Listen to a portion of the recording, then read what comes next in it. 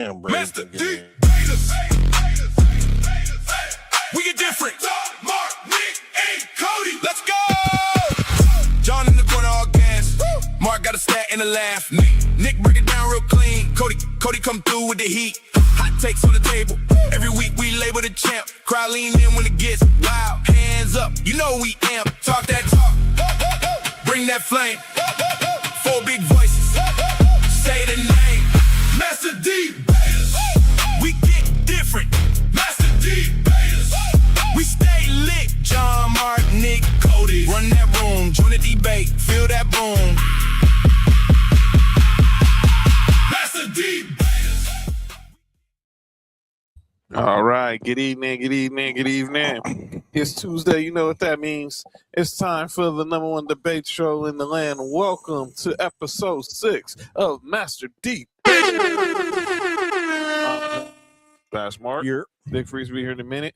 And obviously, you know, we got Cody in the building, and he's ready for this debate. 2 horns up right now. And we got a special guest joining us. He's no stranger to the Sports For You family. Obviously, this is making his Mastah Debaters debut. 1/3, 1/4 of the best of the Undisputed GOAT Sports Podcast. Shout out to our boys Champ, shout out Sports PSP. Here we go. The shit talkery has begun. Here we go. And we are welcoming our brother BRF Sports, aka Big Drill, in the building. Yo. What the business, man? It's always a pleasure to get on here, man. How y'all brothers doing, man? Man, I love jumping on any show y'all got going on. So What up, Trail? when you brought up the idea of me hopping on for this episode, I'm like, yeah, hey, I got to be there, man. Oh, hey, I'm loving it. Always a pleasure. Always, man. Girl, what up, man? Nice picture back there. You heard? Oh, here we go. Oh yeah, man! I gotta shout out my homie PSP for finally hooking me up with some of this memorabilia on the wall back here, man. I'm definitely. Well, I had to update a little bit back here. So, I'm gonna tell you, I'm gonna be real. He ain't talking about the Falcons. We already know what he's talking about. I'm talking about 3 damn Georgia fans That's right now. Fact, you heard? 3 damn Georgia fans around right now. On this day. Bro, absolutely. All these this dog talk. You know what I'm saying? Be careful before I get. It's like you're surrounded by the hedges, man. Yes. Yeah. Man, there's still always one nation, and that's Vol Nation. Y'all know what it is. All right. Preseason number three.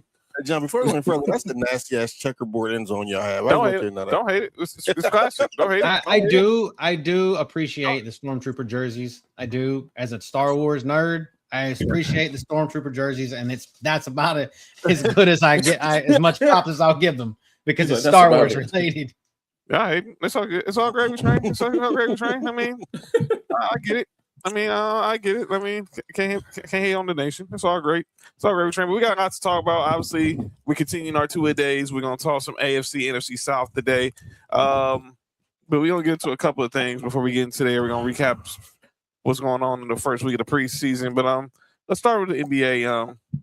This story I thought was gonna go away. I'm glad Cody's here. Glad Drell's here. We got some outside voices to talk about this story that I'm shocked. Well, first one, let's get this one out the way first.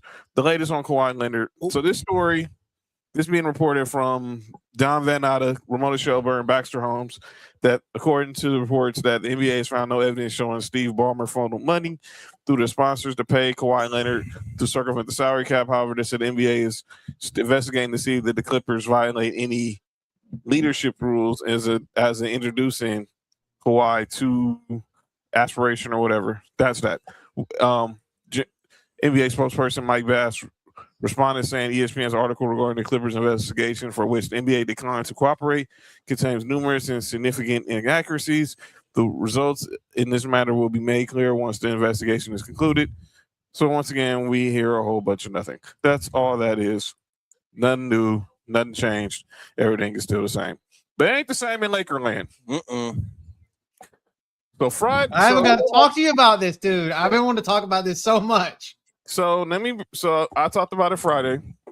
Obviously, if you haven't heard the news, if you still forgot the story, and obviously that is that the Los Angeles Lakers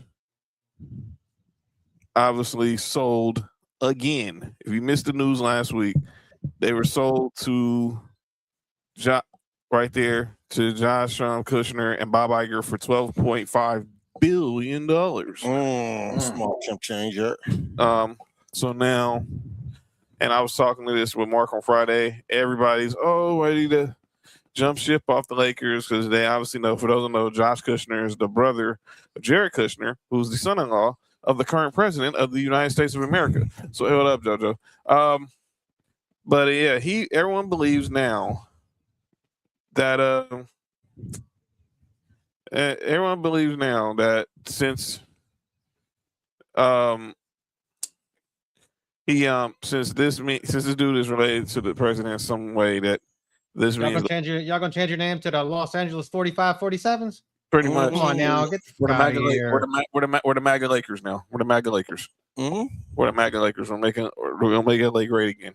We're the MAGA Lakers now. Man, I'm like this, dude.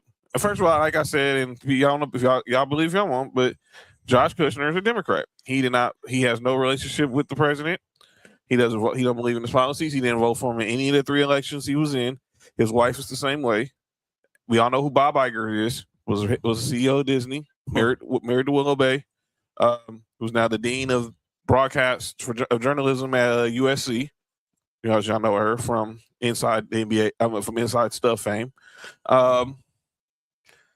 But this story just kept it's now taking another turn. The Buss family. So it broke yesterday that the Buss family have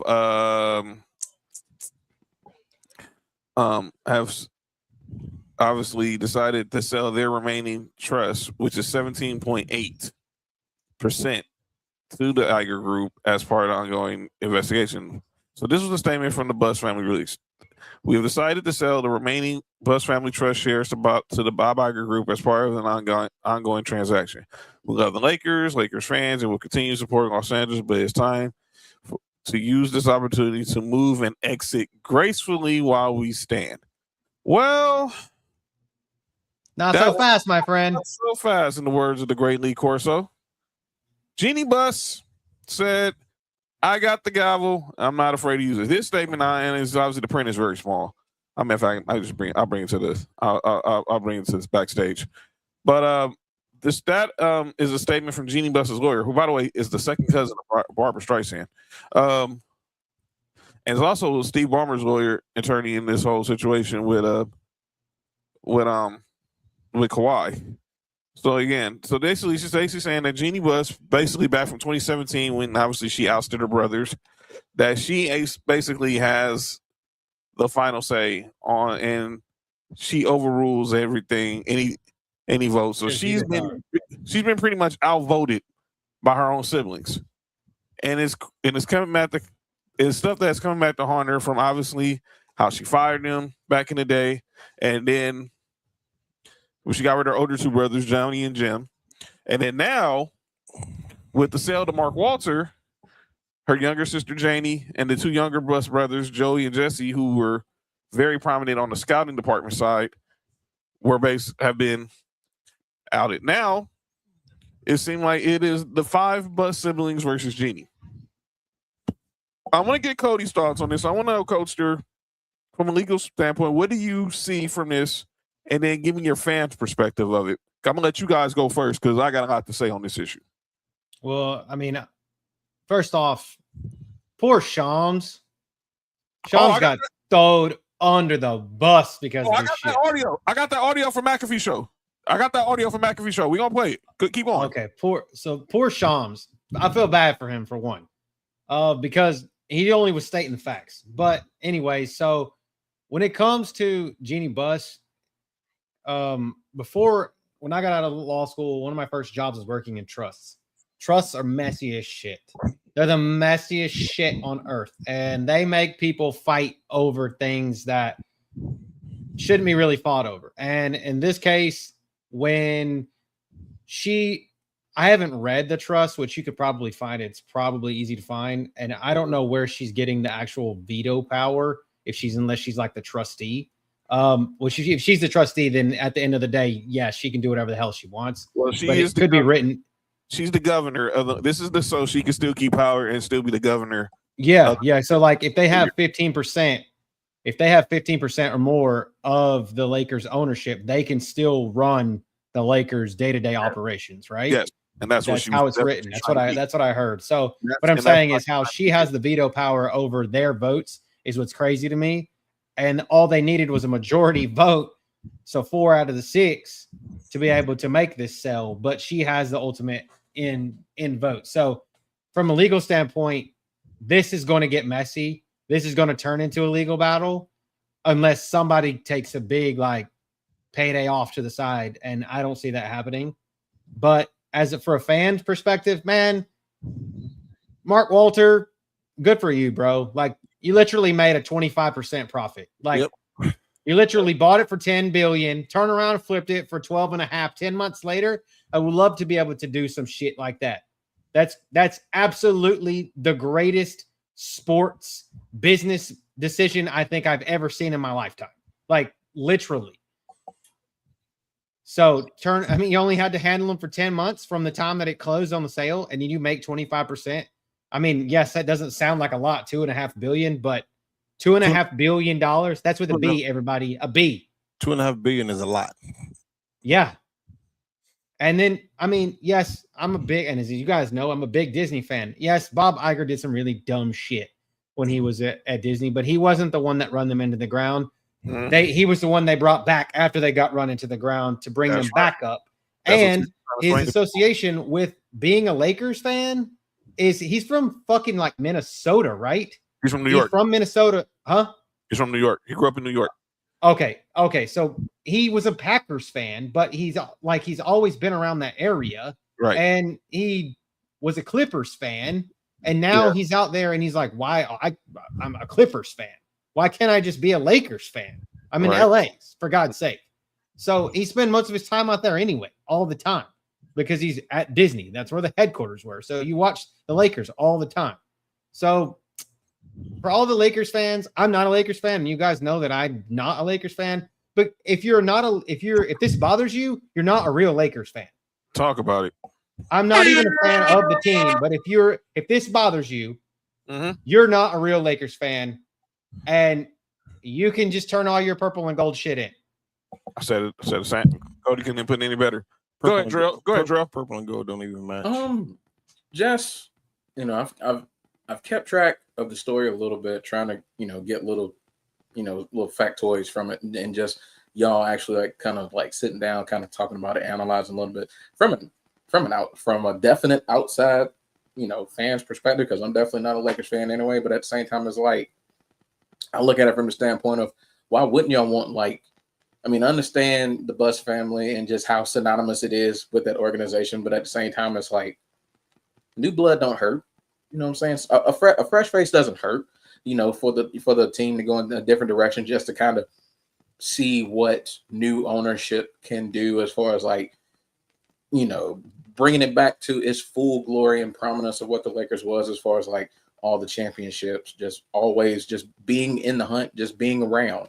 So I definitely don't see a problem with this at all, just from an outside perspective.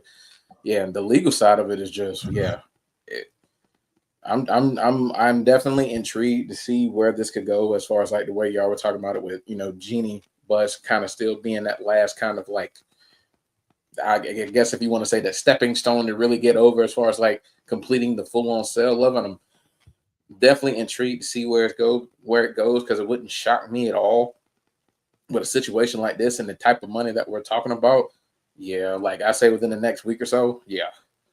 It wouldn't surprise me if we get like a not like a bigger store, but if it just was to just really kind of expand, and it just wouldn't shock me at all if it got really grimy within the next week or two, as far as like trying to hammer all this out and everything. But just from what I know, and just talking from like a fan's perspective, because like when I look at like me being a Hawk fan, and when like like the ownership that's there, like with with Jamie Gertz and Grant Hill and all of those people just all of them, that group coming in and getting the ownership there, it's something different when you when you've experienced like an ownership group for a long period of time, and especially me being in Georgia and seeing some of the ownership groups that we've had horrible luck in turn, and like with not necessarily like winning, because we have had some winners, but just from the idea of like, you see all these organizations go out and spend all this free agent money and get all these big name people, like they're still in their prime, and we didn't always do that much. So it was kind of like, it's always a breath of fresh air to get like new blood at the top, just to kind of at least have new minds and a new framework and just something different. So yeah, I'm with y'all on this, man. If you're a Lakers fan and you have any problem with the idea of new blood at the top, just to get a different perspective, just to see how things can go in a different route, yeah, I mean, it's you really shouldn't have a problem with this. If anything, give them a chance and just see what they can do as far as like being able to get the right pieces underneath them in the front office to be able to kind of develop a brain trust to just make it work. So I don't see any issue with it, but the legal part, yeah, it wouldn't shock me at all. But in the next 2 weeks, it gets bad. It gets bad. Go ahead, Mark. I mean, my stance still the same from Friday. None of this really matter, man. Most of the, I hate to say it, but most owners in most sports Are conservative. are conservative. Just call it what it is. And so it doesn't change. It shouldn't change you being a fan. Most people aren't fans of the owners anyway. Right. You know what I'm saying? I know sometimes you don't want to support certain things, but I don't think that's the case in this. And the Lakers brand is bigger than what their owners is anyway. Now the legal part of it, I'm not sure. I don't see if that's true. If Jeannie Buss can keep her 17% of it or whatever it is. Let me be clear. It's not her. It's a family trust. So it's not like it's 18%. So it's not like it's 3% split between the six siblings. The entire trust is 18%. Yeah, and then whoever it's the vote of it, huh? Yeah. I'm with Drill. It's about to get ugly in a minute. And it's been ugly. It's about to get ugly. It's about to really get ugly. Like, I know it's been ugly, and we seen it here in LA. We seen some of it be ugly, but I think it's really about to get ugly. Because I think that Jeannie wants to keep the Buss name tied to the Lakers. Mm-hmm. Mm-hmm. And I'm not mad at that, because that's her pops. You know what I'm saying? That's the legacy. But for the brother, everybody want to sell it off. It's gonna get ugly before it's gonna get a whole lot worse before it get a whole lot better. I knew the moment I saw that, I knew this wasn't going to be an easy transition. Oh God, I just read the structure of the trust. I'm reading it right now. Okay, give me a second. I'm interpreting this legally as we're going. So keep going, John. Okay, cool. So here's my thing on it. I hate to say this, but this is karma coming back on Jeannie. You ousted your brothers, rightfully so or not. Now, I don't like how you did the other three, because they were actually the ones that were on your side. Your brothers were the ones who staged the coup back in 2017. It was Jim and Johnny. Setting the coup? Basically trying to stage the coup. Stage the coup so they can take over ownership of the Lakers in 2017, when she hired Magic, hired Rob Pelinka, fired Jim, fired Mitch, and fired Johnny. Jesse Buss, who's one of the lead scouts, who's head of scouting for the Lakers. Joey Buss was running the South Bay Lakers. And then obviously Janie Buss, her younger sister, was over the Lakers Foundation. They were the ones who sided with you because you're the oldest. You're the second oldest. You're the one that's been there since you were 19 years old. Fuck and then fuck Magic. Relax. And then fuck Magic. Yeah, you good? Huh? You good? Nobody can hear you, right? You're not can hear you, right? I can hear you, right? Stay positive, kids. Here we go. All right. Back to the show. Back to what I was saying. And then Cody's gonna break down this trust. Now you basically when you decided to sell this share to Mark Walter. All right, Mark Walter was like, okay, we'll let you still roll in control, but now you lost really that control, because whatever Mark Walter wanted to do, you have no power on that. So that's when, obviously, we all know what's going on with Mark Walter. There's some stuff going on with Mark Walter that's out there. And They said it happened in 3 days. I believe it's longer than that. Probably give them about a week or two. It was probably like a week or two. They was probably talking to Bob Iger and Josh Kushner. And then it all came together real quick over the past weekend, over the weekend before last, and then boom. Now, it still has to get approved by the NBA, so it's just verbal. But this is Jeannie trying to, like Mark said, she's trying to hold on to her dad's legacy. Because after this, what is Jeannie Buss without the Lakers? Bill's wife. Oh no, She's married to Jay Moore now. Jay Bob Moore's Sugar, wife. a.k.a. Bob Sugar. From Jerry Maguire. Go ahead. Sam, what up with it? What up, Sam? And like Drell was saying, I said it Friday, Drell. All y'all Laker fans upset over this ownership, saying, "Oh, now I'm gonna stop being a fan because of what is being assumed and what we don't know." Chill out. We don't care about ownership. Everybody wants to be on Team Jeannie all of a sudden. Y'all were running her through the dirt when we was flat out garbage. What up, Sam? Cody, so in Cliff Notes, so we can get out this topic. What's the trust? What do you basically what happens is how the trust is set up is, like I said, there was trustees. So basically when Dr. Buss died, he left the 66% controlling assets of the Lakers at the time to his 6 children, right?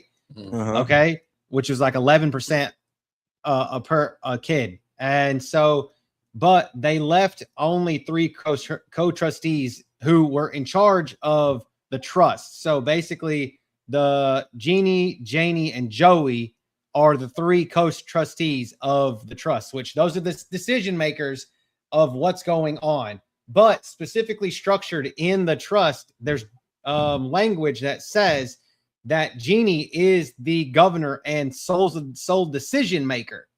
So what's happening is, the fact of the matter is, the co-trustees, which are the other 2, Janie and Joey, are supposed to have equal power to make decisions just like her. But there's this phantom kind of language written in there that made Jeannie, Dr. Buss, kind of, in a way, the controlling owner of the Lakers. So she thinks, because that language said, my daddy said, I get to be my daddy.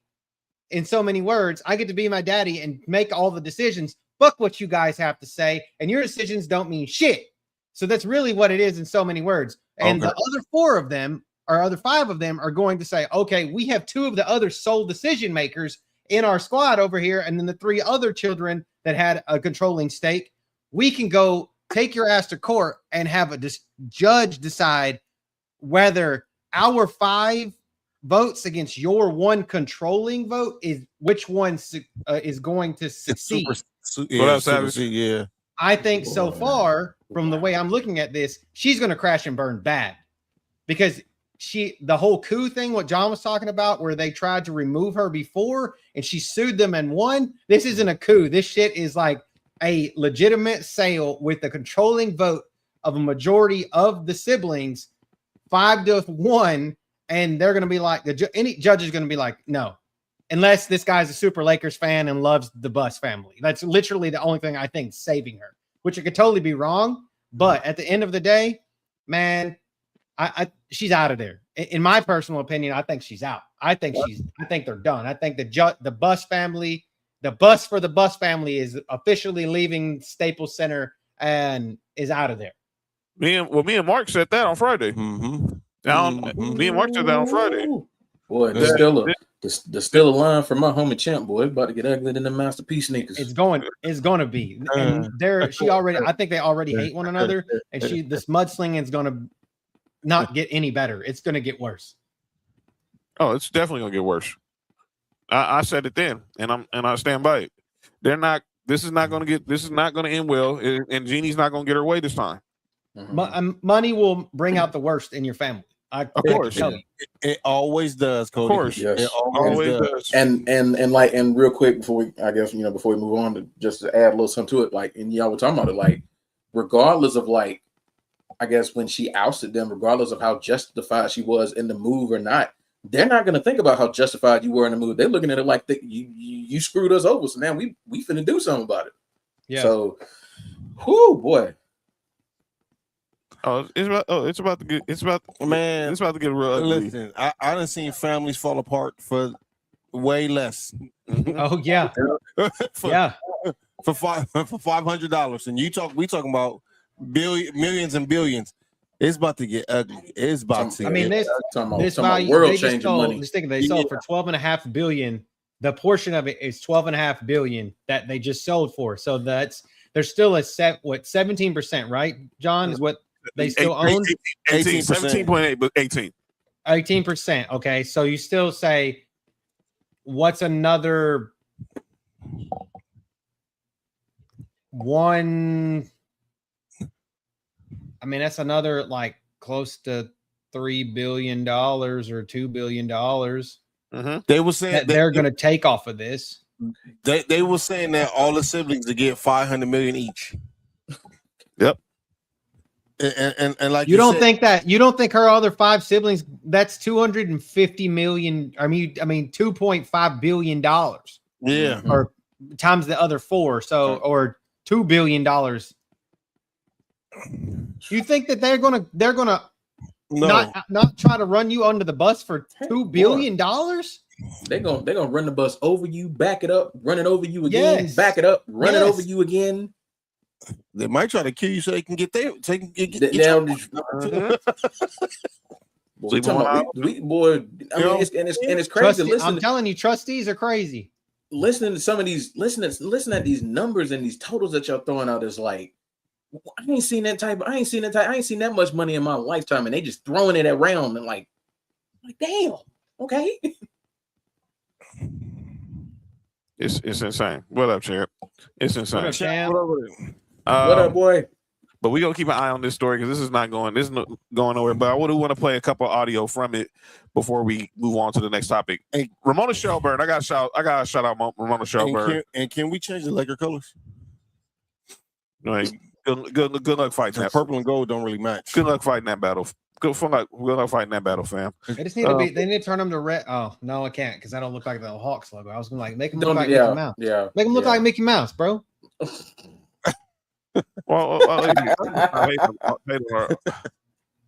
Listen, I just said purple and gold don't match. So here, the Laker brand is so big, it just makes it seem like it match. So I want to play this. This was Ramona Shelburne. She's been covering the story since she broke the story, and obviously she's been having to update it by the minute. This was this morning on Get Up.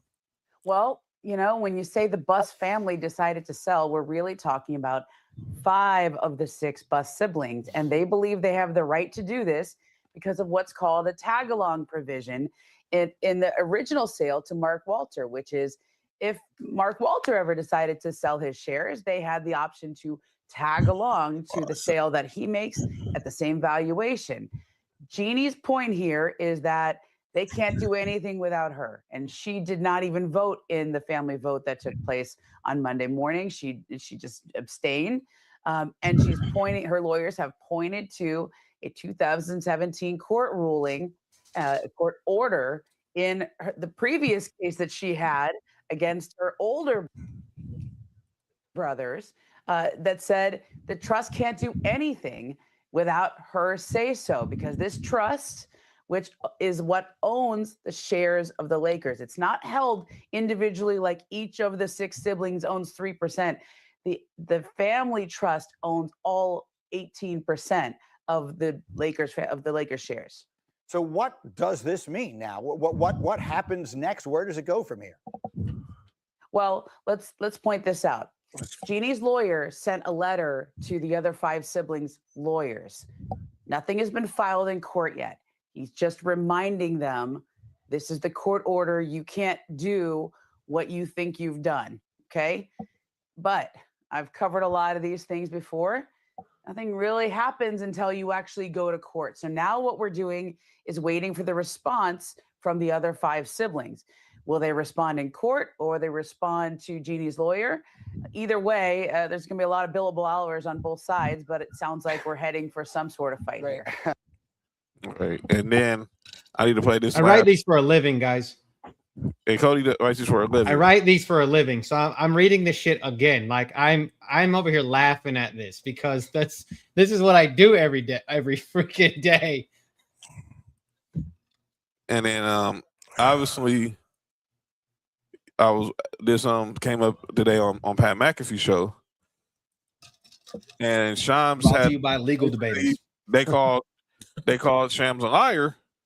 Shams was like, no, up 1 minute.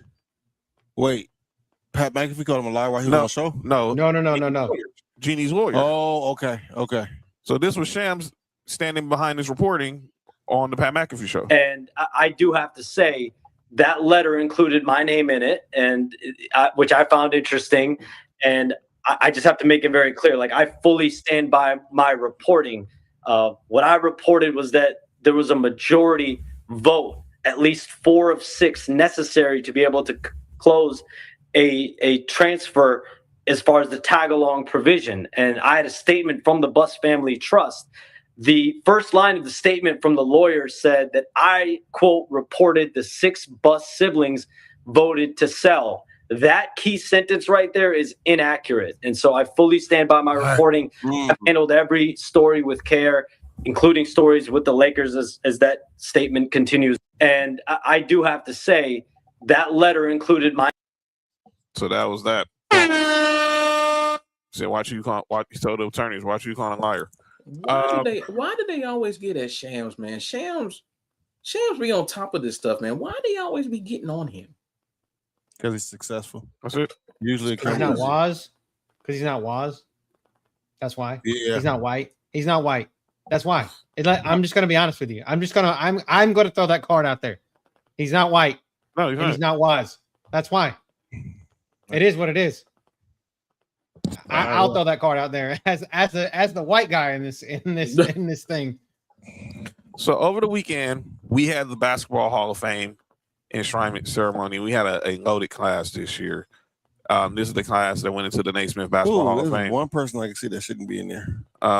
Headline by Candace Parker, Shamika Holdsquall, Maury Stoudemire. His hairline for sure shouldn't be there. He shouldn't be there. Mike D'Antoni, Mark Few, Glenn Doc Rivers, and the 1996 women's national team. It's one person that stands out that shouldn't be in there. So I want to play some of the sound from the speech. I didn't watch the ceremony, but I saw some of the. You talking about Doc, or you talking about D'Antoni? I'm talking about Glenn. I don't call him Doc. Doc is too much of a special name. I'm gonna call him Glenn. My name is Glenn. We gonna call him Glenn. So might as well let's start with good old Glenny boy. That's what he's actually I got basketball cards of him, and it actually does say Doc though. It was crazy. Yeah, he's got his nickname because he looked up the Dr. J. But mama named Glenn, we gonna call him Glenn. That was a dope part about cards back in the day is they actually would put the nickname on there. So yes.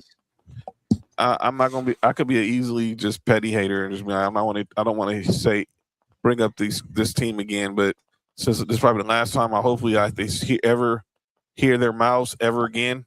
It's like the 72 Dolphins. I hope this is it. And obviously, I'm gonna play the Doc Rivers, or Glenn Rivers, whatever you want to call him. I don't want to call him at all. He talked about obviously his time as obviously the head coach of those damn Boston Celtics. He got KG a title for me, so that's the only credit I ever give the man. He didn't get KG a title. They will get that title no matter what. He was about to get fired if that big three didn't go over there. He's connected to KG, so it's like 7 degrees of separation, I guess. So here's Dr. These 3 guys beside me, man. Thank you.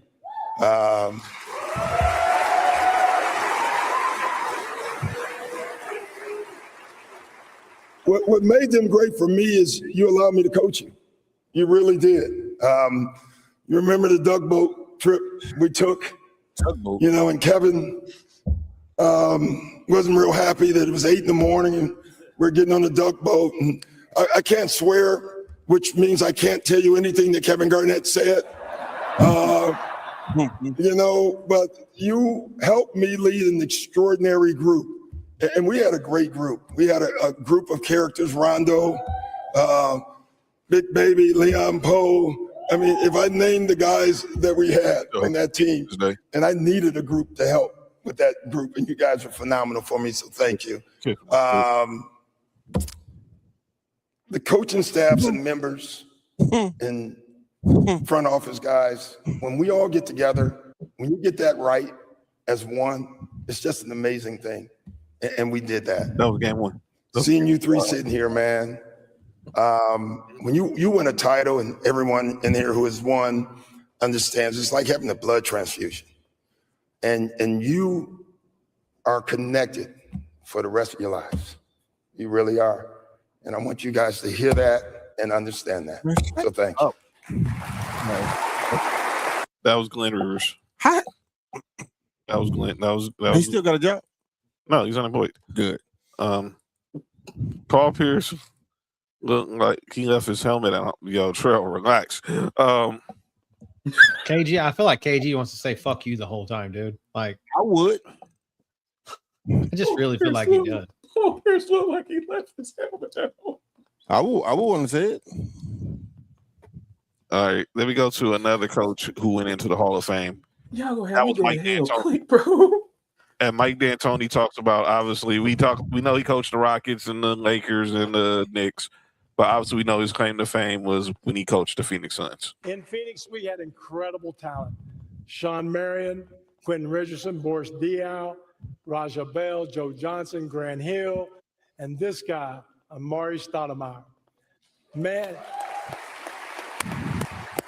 Amari, he posterized so many people. His speech in the That's crazy. Then we signed this long-haired Canadian soccer player, Steve Nash. Steve, I am proud that your two MVP titles were won with the Suns. At least one of them. All of you guys are the reason why coaching is so rewarding. Good. Special thanks to my son's coaches, Alvin Gentry, Phil Weber, Dan D'Antoni, Mark Averoni, and to Brian Colangelo and Julie Fye, Rick Welts, for being instrumental in building the success.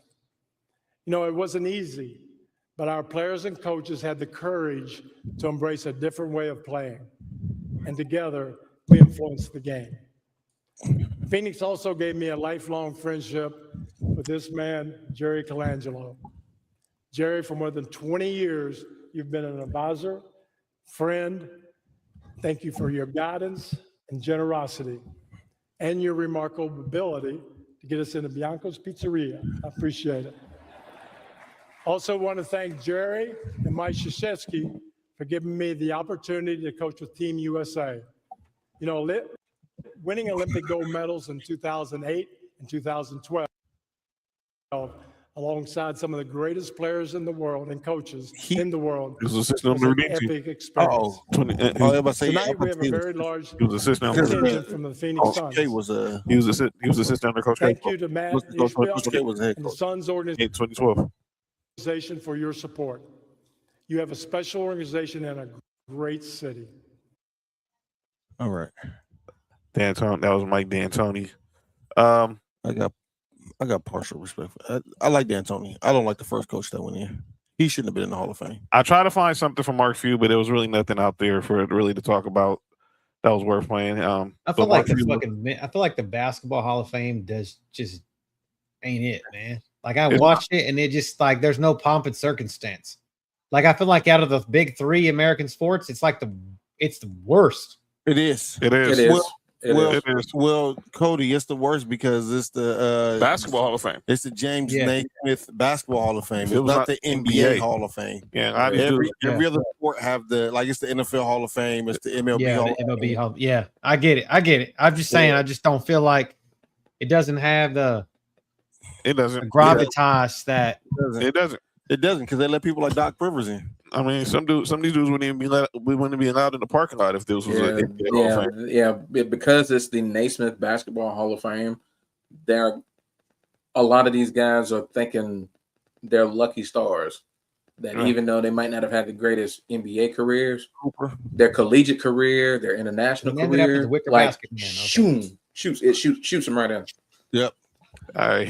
Now I'm talking about deep. Well, I'm gonna give you a group of women who deserve to be in there. Facts. These group of women set the bar for basketball, and it's the '96 women's national team. Yes, sir. And that won the gold over in Drell's hometown of Atlanta back in '96. '96, which led to the birth of the WNBA in '97.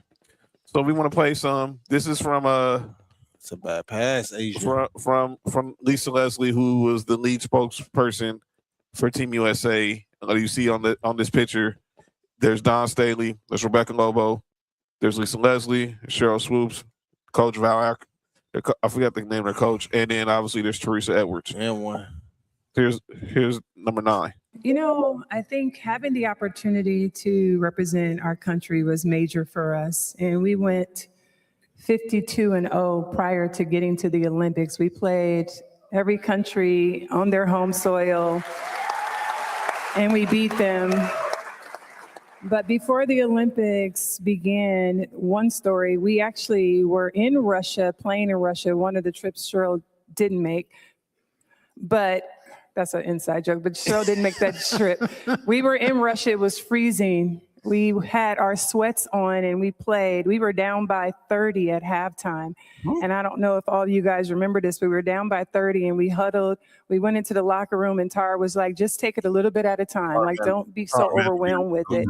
But we put on a full court press. We finally warmed up a little bit and we came back and won that game in Russia. And I think moments in the trenches when you're down with your teammates and you look at each other and you decide you're not going to lose, that game always stuck in my head, in my heart, because I knew with these women, we were not going to be denied playing in front of USA with 35,000 fans. USA. We wanted to hear our national anthem when that game ended, and we were never, ever going to lose that game. So I remember those moments that built us for that moment. And we're just thankful that we had the opportunity, that we had the platform to represent our country. It's the highest honor, I believe, of our careers. And we're just so thankful that the WNBA, the late, great David Stern, Adam Silver took hold and understood that we had an opportunity for women's professional basketball to thrive here in our country. And we're so proud of where we are today.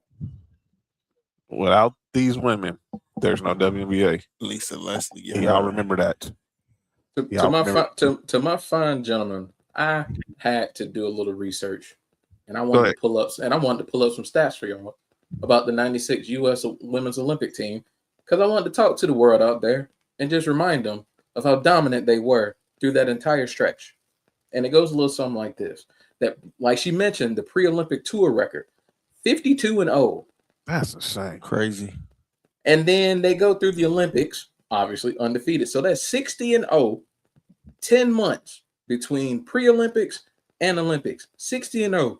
Average margin of victory, 29 points a game. God damn. They averaged 102.4 points per game, gave up 73.8 points per game on 57.2% shooting from the field.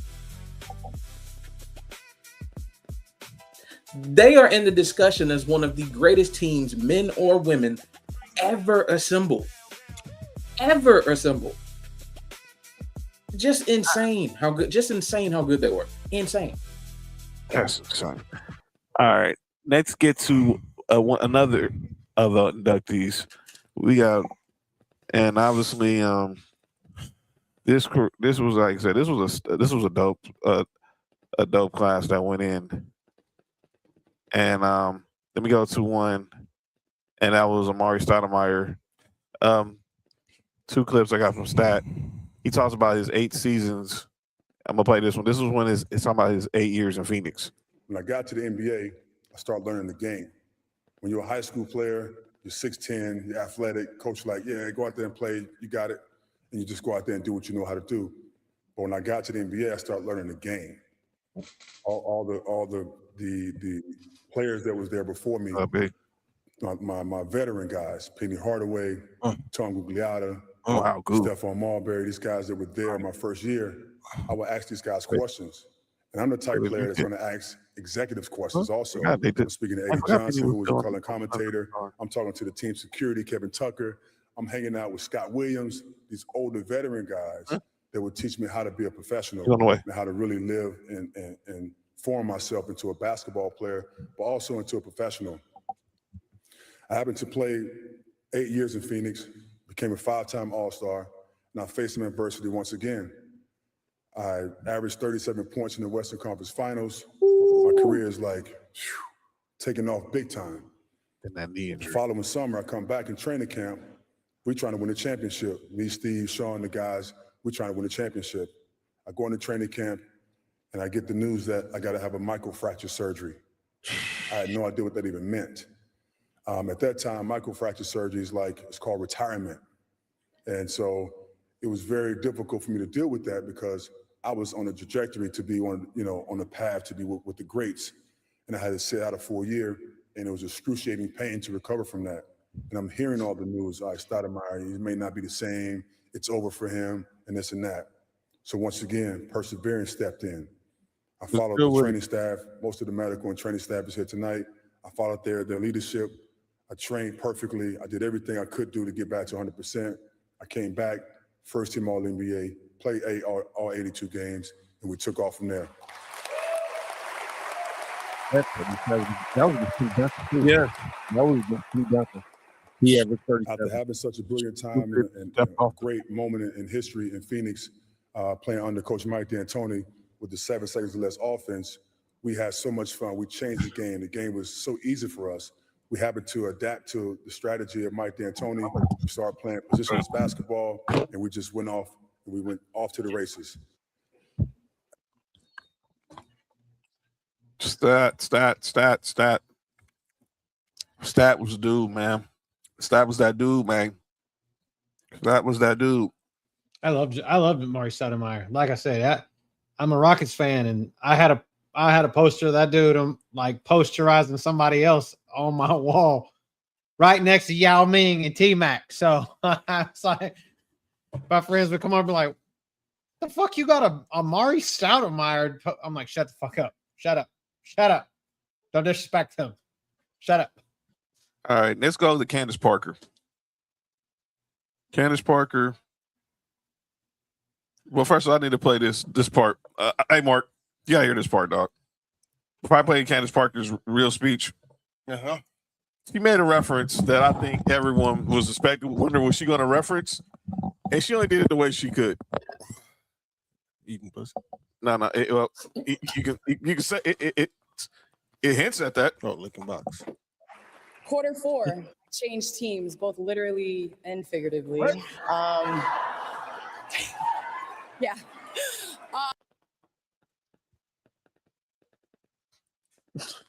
I mean, you see Sheldon Williams, bro, that would obviously kind of shout out the former UNC great, the former Hawk great. Shout out Sheldon Williams. Well, Sheldon ain't no Tar Heel. He didn't go to North Carolina. He went to Duke. Yeah, he went to. He was a Duke fan. He was a Duke. That's why I said, as a Duke fan. My bad. My bad. He went to Duke. That's my fault. That's why Cody mentioned him. Freaking. That's my fault. That's my shout out to former Duke great. My bad. But still, he said boy. But that's what Candace. Never mind. Oh. Okay, clearly he wasn't Candace. He wasn't the Candace. But yeah, Candace Parker gave a great speech. And I'm gonna play it. I'm gonna play that. I had to play that. Get that clip first. We see Sheldon, and sometimes we still wonder if he's got a lot on his mind. No, you still think about what could have been. So here's Candace Parker talking about obviously how she fell in love with the game of basketball at the age of 13. It felt weird to walk onto the stage without the very reason why I'm here today. My muse. We did a lot together. We dunked on UConn at UConn. Oh yeah, we gonna talk our stuff. Hey, we shimmied over our right shoulder and hit that sick fadeaway off the glass so many times. We had our own signature shoe. We were the first woman to grace the cover of NBA 2K. We traveled from Milan to Tokyo. We assisted. We were positionless. We won at every level for every team we played for. And now we stand on the podium as first ballot Hall of Famers. There will be others that follow, but my wish is may you grow it, may you love it, may you enjoy it, and may you leave it better. Whether the beginning at 13 or now at 40, it was never about anything else. We were meant to be A love story that began 27 years ago. Thank you.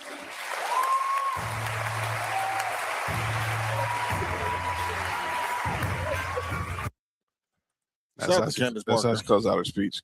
But before Candace Parker, there was this one lady. I do want to ask. Go ahead. Where you got Candace Parker as far as GOAT women who played in the WNBA? She's in my top five. She's in my top five.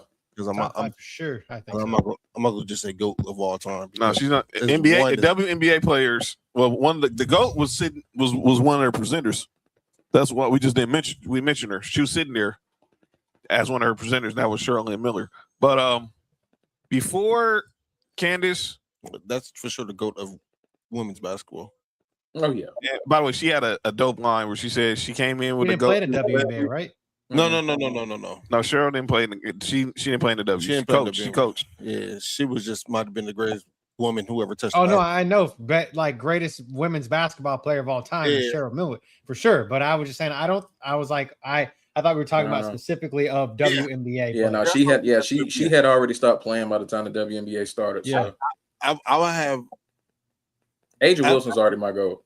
Asia Wilson's already my goal. This is what Candace Parker had to say. We have a shout out to Asia Wilson during her speech, and it was also a shout out to the woman she came into the league with as a mentor, and that's Lisa Leslie. As I jumped on that scores table and I cradled that game ball like MJ and Kobe and took it all in, I realized, man, life really is full circle. The clock started ticking down, and I knew it was close to the finish line, but no one honestly is ever ready.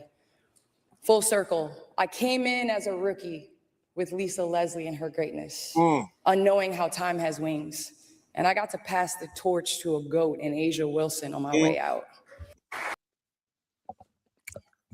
All right, my next one is for. Oh my God! Well, y'all never saw Shamika Holdsquall. Hey, listen, this might be my favorite woman of all time.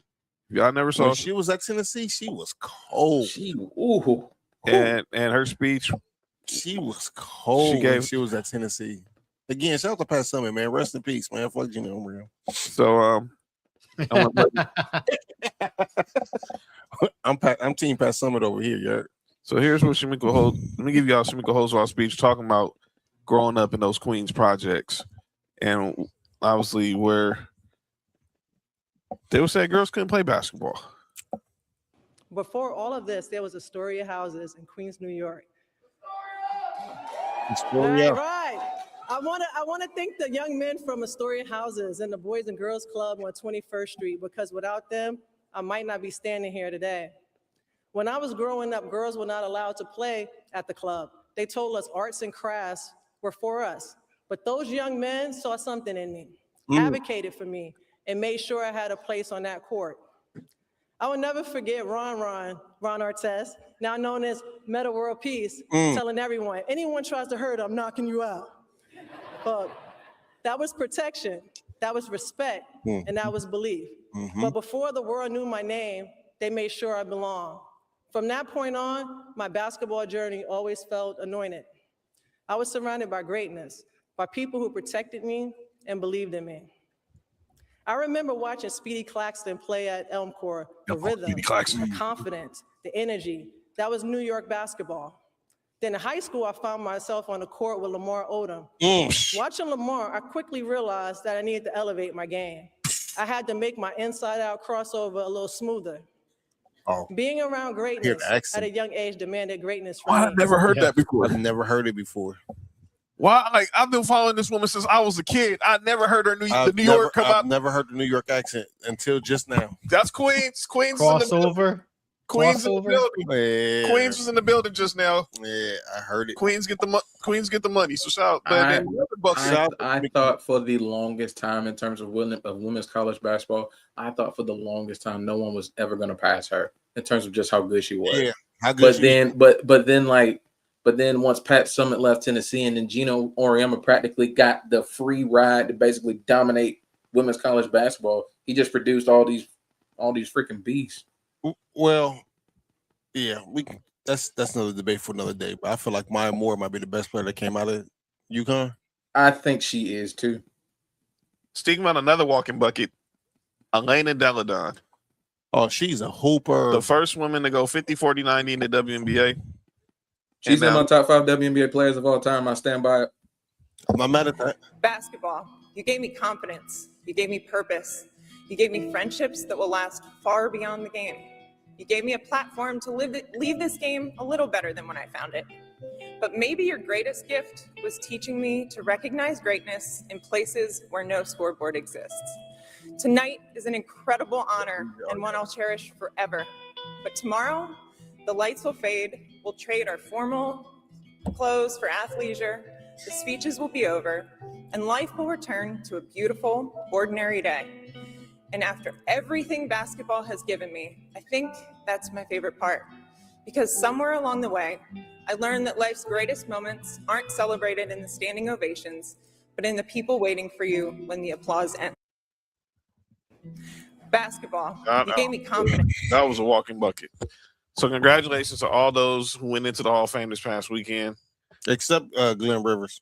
Yeah, some of y'all deserve it, some of y'all don't. But I just want y'all to know how I feel. Except Glenn Rivers. I want to give one last WNBA topic before we get heavy into the football. I want to play this clip from Rick Bucher. Rick Bucher, and I think this is, and I'm gonna play what set this clip up. So this was Sunday during the halftime of the Fever and the Dreams game on ESPN. And I want to play y'all how Monica McNutt, Andrea Carter, and Chinette Gumike are discussing Angel Reese's first half performance. McNutt. But it's actually Indiana that has 7 points off of the turnovers that Atlanta has created until we saw Angel Reese, shout out to our teammate. Angel Reese, in particular, her energy shifted. I thought when she got some of those easy baskets to go in the paint that, quite frankly, she had struggled with to open the ball game, that's when you saw this defense begin to pick up its energy, this Dream Squad to begin to play with a little bit more confidence. Yeah, athletes know it's not how you start, it's how you finish. And that energy is contagious because if you look at Angel Reese, she already has 7 and 9. She's already getting close to a double-double. But then also, if you think about, on the other side here, you're seeing the Indiana Fever, they're just being a little bit methodical as well, because I like these good to great plays. You see Caitlin orchestrating. It's like both sides are leaning into their strengths on this one. Let's go back to Angel really quickly, though, because she was part of the catalyst that you saw to be able to change things around. And she said to Holly, I just feel like I needed to take a deep breath and maybe stop overthinking some of these. Oh, I've been there. I've been there. Like sometimes the basket is too open. Right. She's used to getting double teamed. She's used to triple teams, and she's used to contact. And so sometimes when you see her, like, wait, what's coming? You want to look over your shoulder. But she settled into the game well. And what I like is she's been such a great mentor also to Medina Okot. I believe Medina Okot has 6 points, 6 rebounds as well. There's no one better to learn from when it comes to being a beast on the boards than Angel Reese. Yeah, because when the game started and Angel Reese was missing some of the bunnies, we were all talking about it, and I was like, she's not missing these because of Indiana's defense, and she's getting these layups, so that was a good sign. Even though she wasn't finishing them, then she's able to finish some of them, and then Atlanta goes on a run. The person I want to give credit for is while Atlanta was struggling, Alicia Gray was holding it down. What first half were they looking at? Now, I didn't watch the game, but when I last checked, Angel Reese was 3 for 10 at halftime. But a lot of times, John, and I don't watch the game either, so I'm not speaking. She missed, and the highlights I saw, she missed a few wide open layups, especially that one on the fast break. Listen, I didn't watch the game, and I'm not saying that what they saying is right or wrong. But sometimes just your energy don't show up in the stat sheet. But you're right. But saying that once she got comfortable making those few baskets, she only made 3 baskets. She missed 7. Yeah. Milk it, so man. Rick Bucher was on his podcast, and he said something that might be a little controversial. But honestly, should he say it? Huh? Should he say it? Go ahead, John. I'll let y'all be the judge of it. But this was Rick Bucher on his podcast talking about analysis in the WNBA. Why are all the color analysts and studio hosts women? Women have served in a variety of positions on national NBA broadcasts. Why shouldn't there be diversity on national WNBA broadcasts? What are the networks afraid of?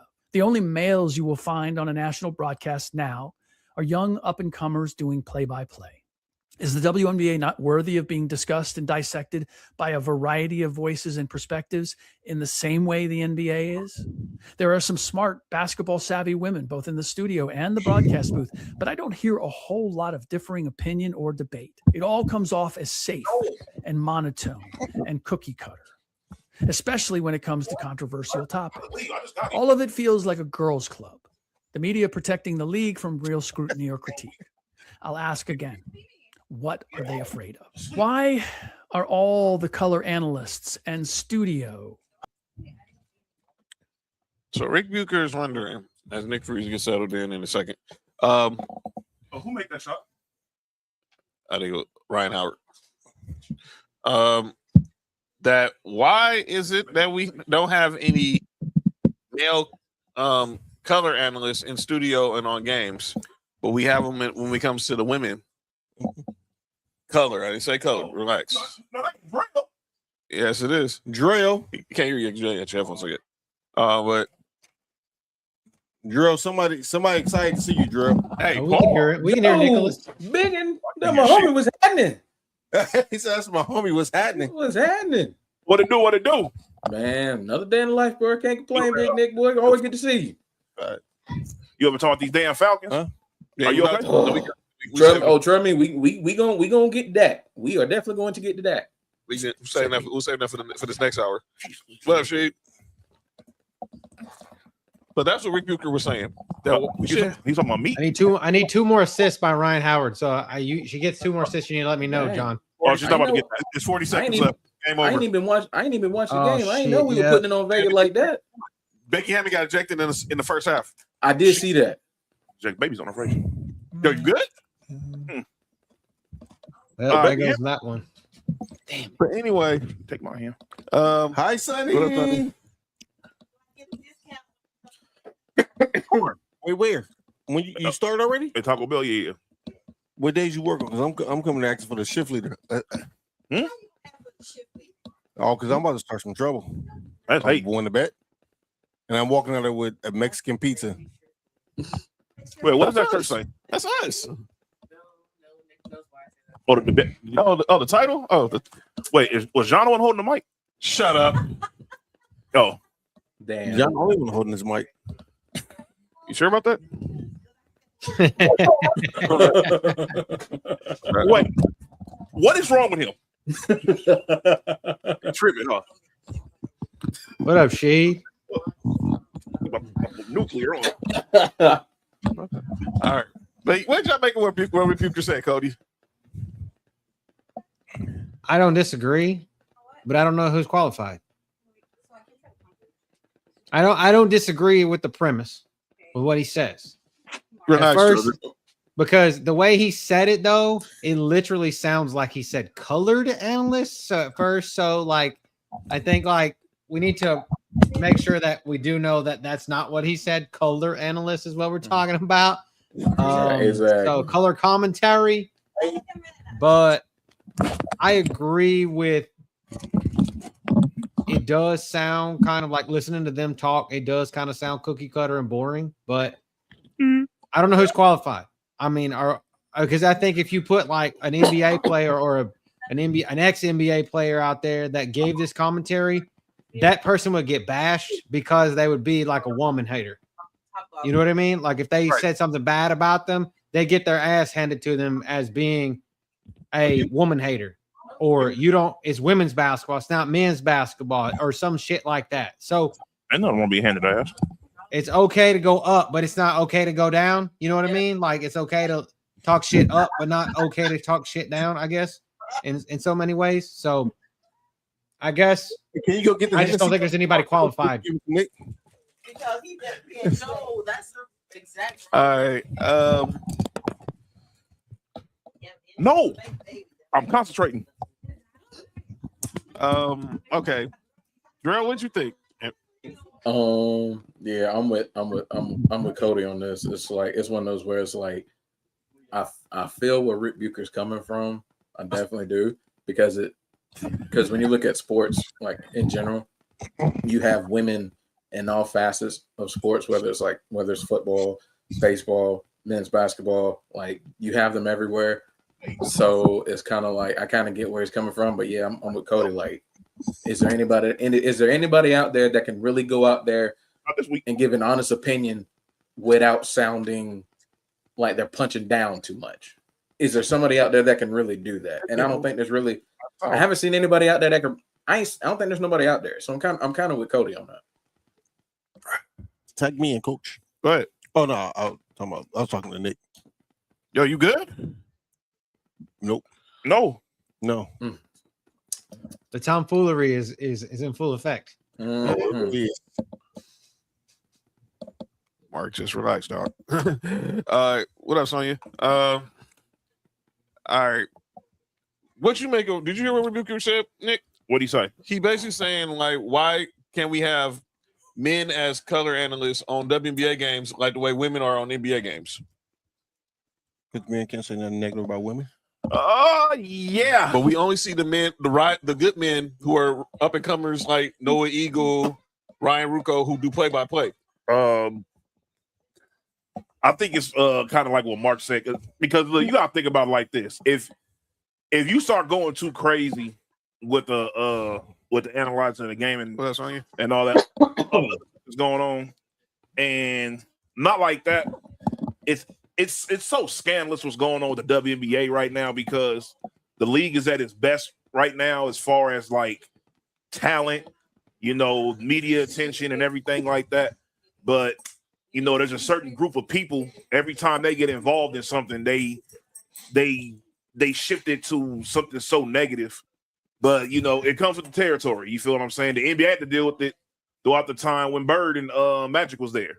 You feel what I'm saying? That certain group, when they show up, they're biased towards whatever they like, and there's nothing you can do to change their mind, and they're going to keep pressing this particular narrative. And you feel what I'm saying? Yeah. So, and it falls right into the same thing. It's like having the male color analyst. If you say too much, it's going to be like, oh, you're bashing them and stuff like that. So that's what Drill and I just said. Like punch, like I said, you can talk shit upwards. You can punch it up, but you can look up and talk shit, but you can't look down and talk shit. No, damn if you do, damn if you don't. So yes, catch-22 at its best. And it's And there's certain people you can't talk negative about at all. Because if you talk bad about Jordan, you're getting kicked off the air. I mean, if you get talk bad about certain players, you're getting kicked off the air. Yep, for sure. I think there's probably a handful. There's definitely a handful in the WNBA. You talk shit about Caitlin Clark, Angel Reese, Asia.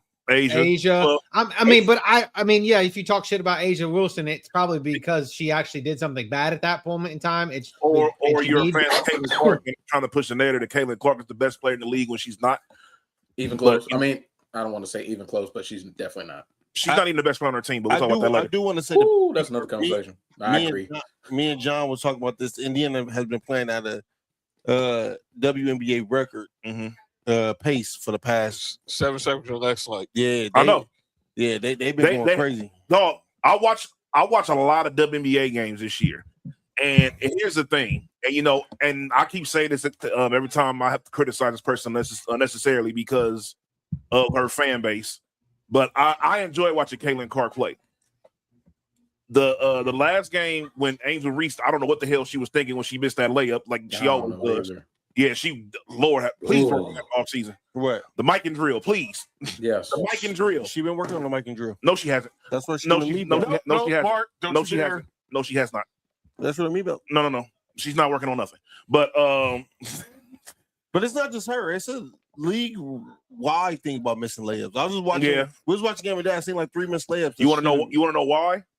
And this is no for real. This is one of the few things I know about the technical part of basketball. You notice when they go for layups, they don't go wide. They just go up. You feel what I'm saying? They don't go wide for their. It sounds crazy, I know, but they don't go wide for their layups. They just go straight up. And there's a lot of time. Mark, chill out. That is insane. This dude is insane. But you feel what I'm saying? So it's like it's something in that little thing like that can change the whole trajectory of everything that they do. Excuse me. All right. Yeah. So it's like, for sure, that's exactly what it is. But yeah, I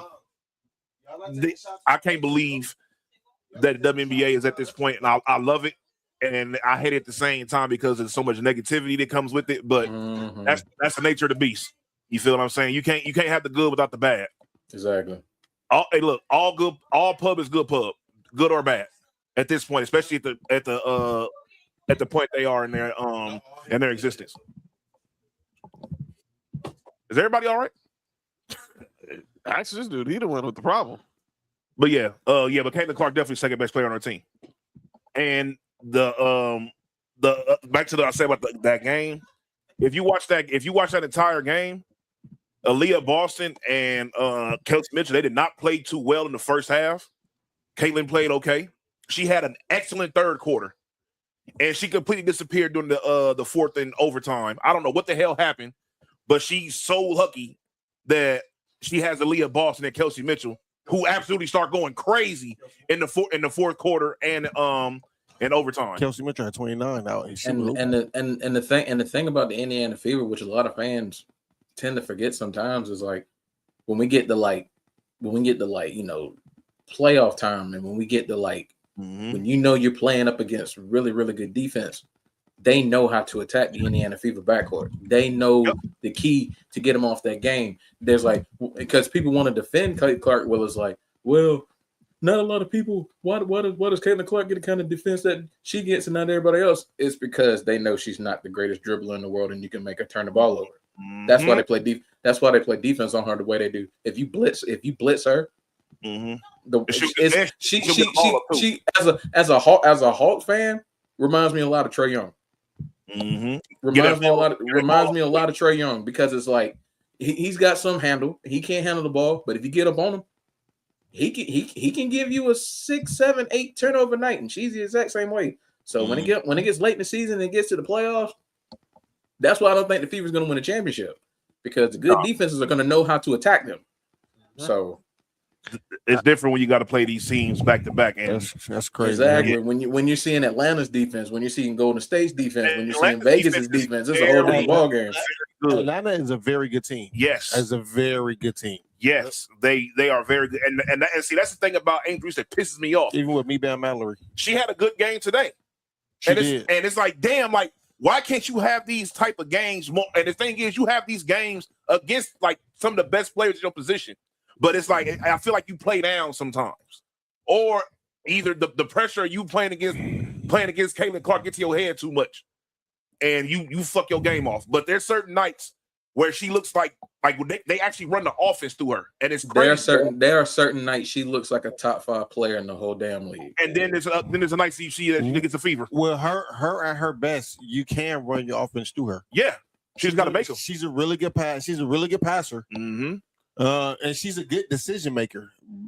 It's just her offensive game is unfortunately the weakest part of her game, because she's a great defender. She's probably the best rebounder in the league.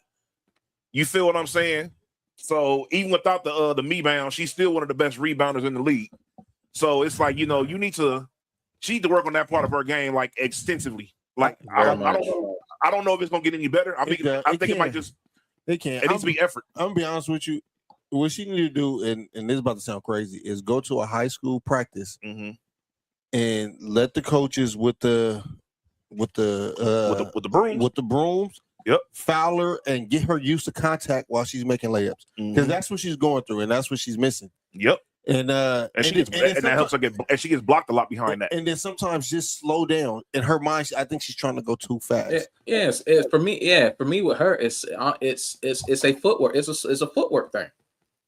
I mean, it's improved a little bit, but it's definitely footwork. It's a big part of it. Well, Angel Reese is a right-handed person, and she plays left-handed. Plays left. So her footwork is going to be a little bit off, I think, because I don't understand. I don't know why why people do that. Even like people like LeBron, is like you're left-handed, but he plays right-handed. You know what I'm saying? Like those, I think people who is playing the opposite, who plays the opposite way with a strong hand is, sometimes footwork do be off a little bit. They have to work on that. All right, y'all. Let's get to what we hear.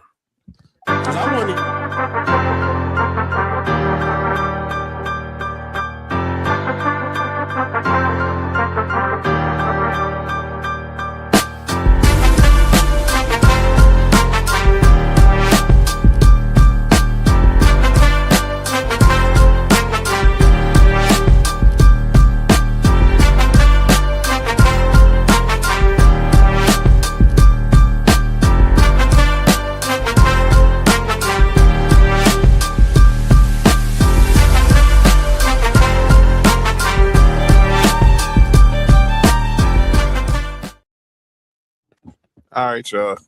It's time for our Mastah Debaters debate of the day. So we got a couple debates before.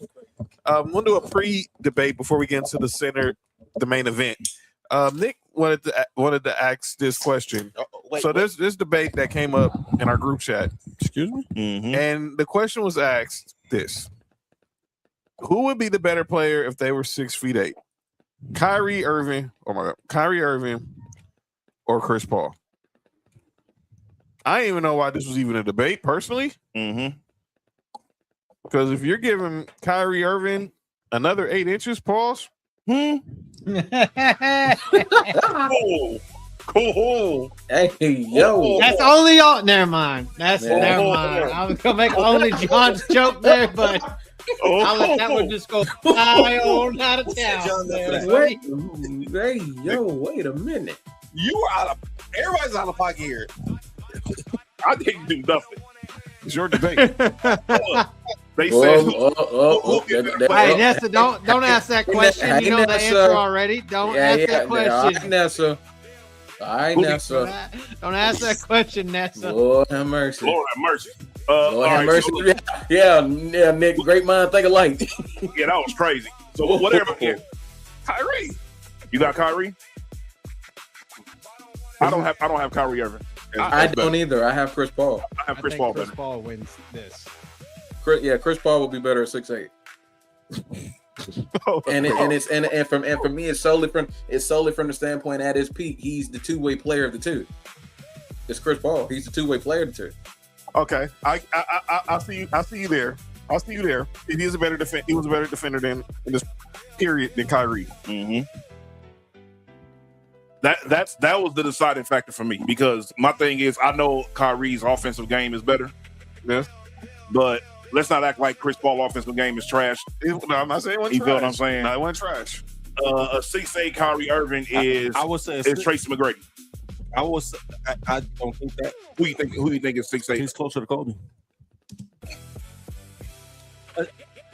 The same skill set as Kyrie have now, 6'8"? Mm-hmm. Is you crazy? Are you crazy? That's what I'm saying. All right, man. Kyrie might be the best under the rim player we've ever seen. Mm-hmm. And you give him 6'8"? Dog, we're not gonna do that, dog. I love CP3. Give me Kyrie. Dog, we're not gonna do this. Kyrie. We're not gonna do this, dog. Kyrie at 6'8" would be one of the best wing players of all time. We're not gonna do this, dog. We're not gonna do this. He's the best wing player. He's playing against the nigga that's his height with Chris Paul's defense. Why? He was playing against them with better defense than Chris Paul that's taller than him and was still giving them work. It don't matter, dog. Kyrie, give me Kyrie. Man. Okay. So all right. Hang on. I have a question here. So is this the same Kyrie that's injured? Or are we just wiping a total slate and just making him 6'8" and he's never injured ever? What would you say? Or is this just a 6'8" version of the one that got injured? Prime Kyrie. Well, let's do this. Let's do the 68 the first 7-8 years of his career. Okay. Because he wasn't injured then. Mm-hmm. You talking about before LeBron got there. Before LeBron got there. Then after, and then up until he was in Boston. Wait, he was better than Chris Paul before LeBron got there? Chris Paul was the best point guard in the league easily at one point in time. Drill. So this is where my argument is with this. Are we saying best player or best point guard? I'm still taking Chris Paul because he's still the better two-way player. As a better player, I'm taking Kyrie. As a better point guard, I'm taking CP3. CP3 at 6'8" might be LeBron. No. Or LeBron. Let's do first 7 seasons. First 7 seasons, like Mark said. First 7 seasons. Hold on. Wait, we include New Orleans Chris Paul? Yeah. Yes. Shit. I got Chris Paul. First 7 seasons, even at this, you got 441 games for Kyrie and 485 games for CP3. Okay. Team total rebounds, Chris Paul had 4.5 rebounds a game. He had 9.8 assists a game, and he had 2.4 steals a game.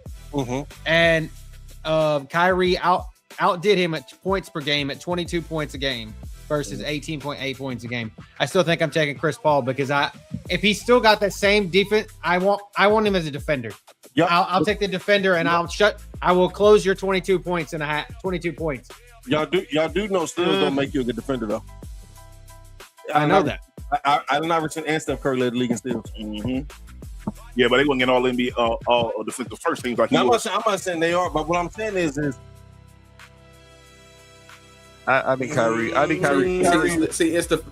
My thing is the fact that when you're looking at when you're taking those first 7 seasons and you look at the points per game, and it's only 22-18, when Chris Paul wasn't a score first guy and Kyrie was more a score first guy, and the scoring wasn't that much separate, and then you add in the fact as far as the rebounding with CP3 and the defense. For CP3, it's twice as much as it is for Kyrie. That's what I'm saying. I think the gap in everything else for me with it's like the war argument in baseball. Like the gap in everything else with me for CP3 is why I'm taking CP3. Drill, who you got as the GOAT in basketball? Michael Jordan. Where you got LeBron? 2. Is it close? Yes.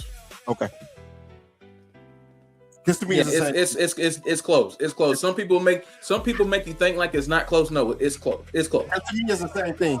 The points per game is close, but LeBron averaging more than everything else is the same argument as what y'all saying about CP3 over Kyrie. Right.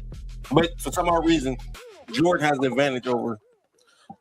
The reason why I say Jordan the GOAT is when I look at Jordan's peak and I look at everything he's accomplished, and he did it in basically 11 full seasons, is why I go with Michael Jordan. But if they both playing point guard at 6'8"? No. Jordan peaks where you won the first championship. I don't think both of them playing point guard at 6'4". I think Chris Paul is playing point guard. I think Kyrie's playing shooting guard. I think Kyrie gonna be a small forward. Yeah, I think he'll be a wing player. Trace McGrady. At that point, he's two different. He's Trace McGrady. He's Kobe. Yeah, taller than Kobe. Way taller. He's gonna be Kobe. You got the skill set. What Kobe say about Trace McGrady? He do everything I do, but he's 6'8". That's Kyrie Irving. We gonna prime T-Mac. Never mind. Prime T-Mac better than. Never mind. Prime T-Mac better than who? Both the niggas on this damn picture. Yeah, okay. And that's not. That is not close either. Okay. And that's not close. Hey, I'm about to say Prime T-Mac better than both niggas in this picture.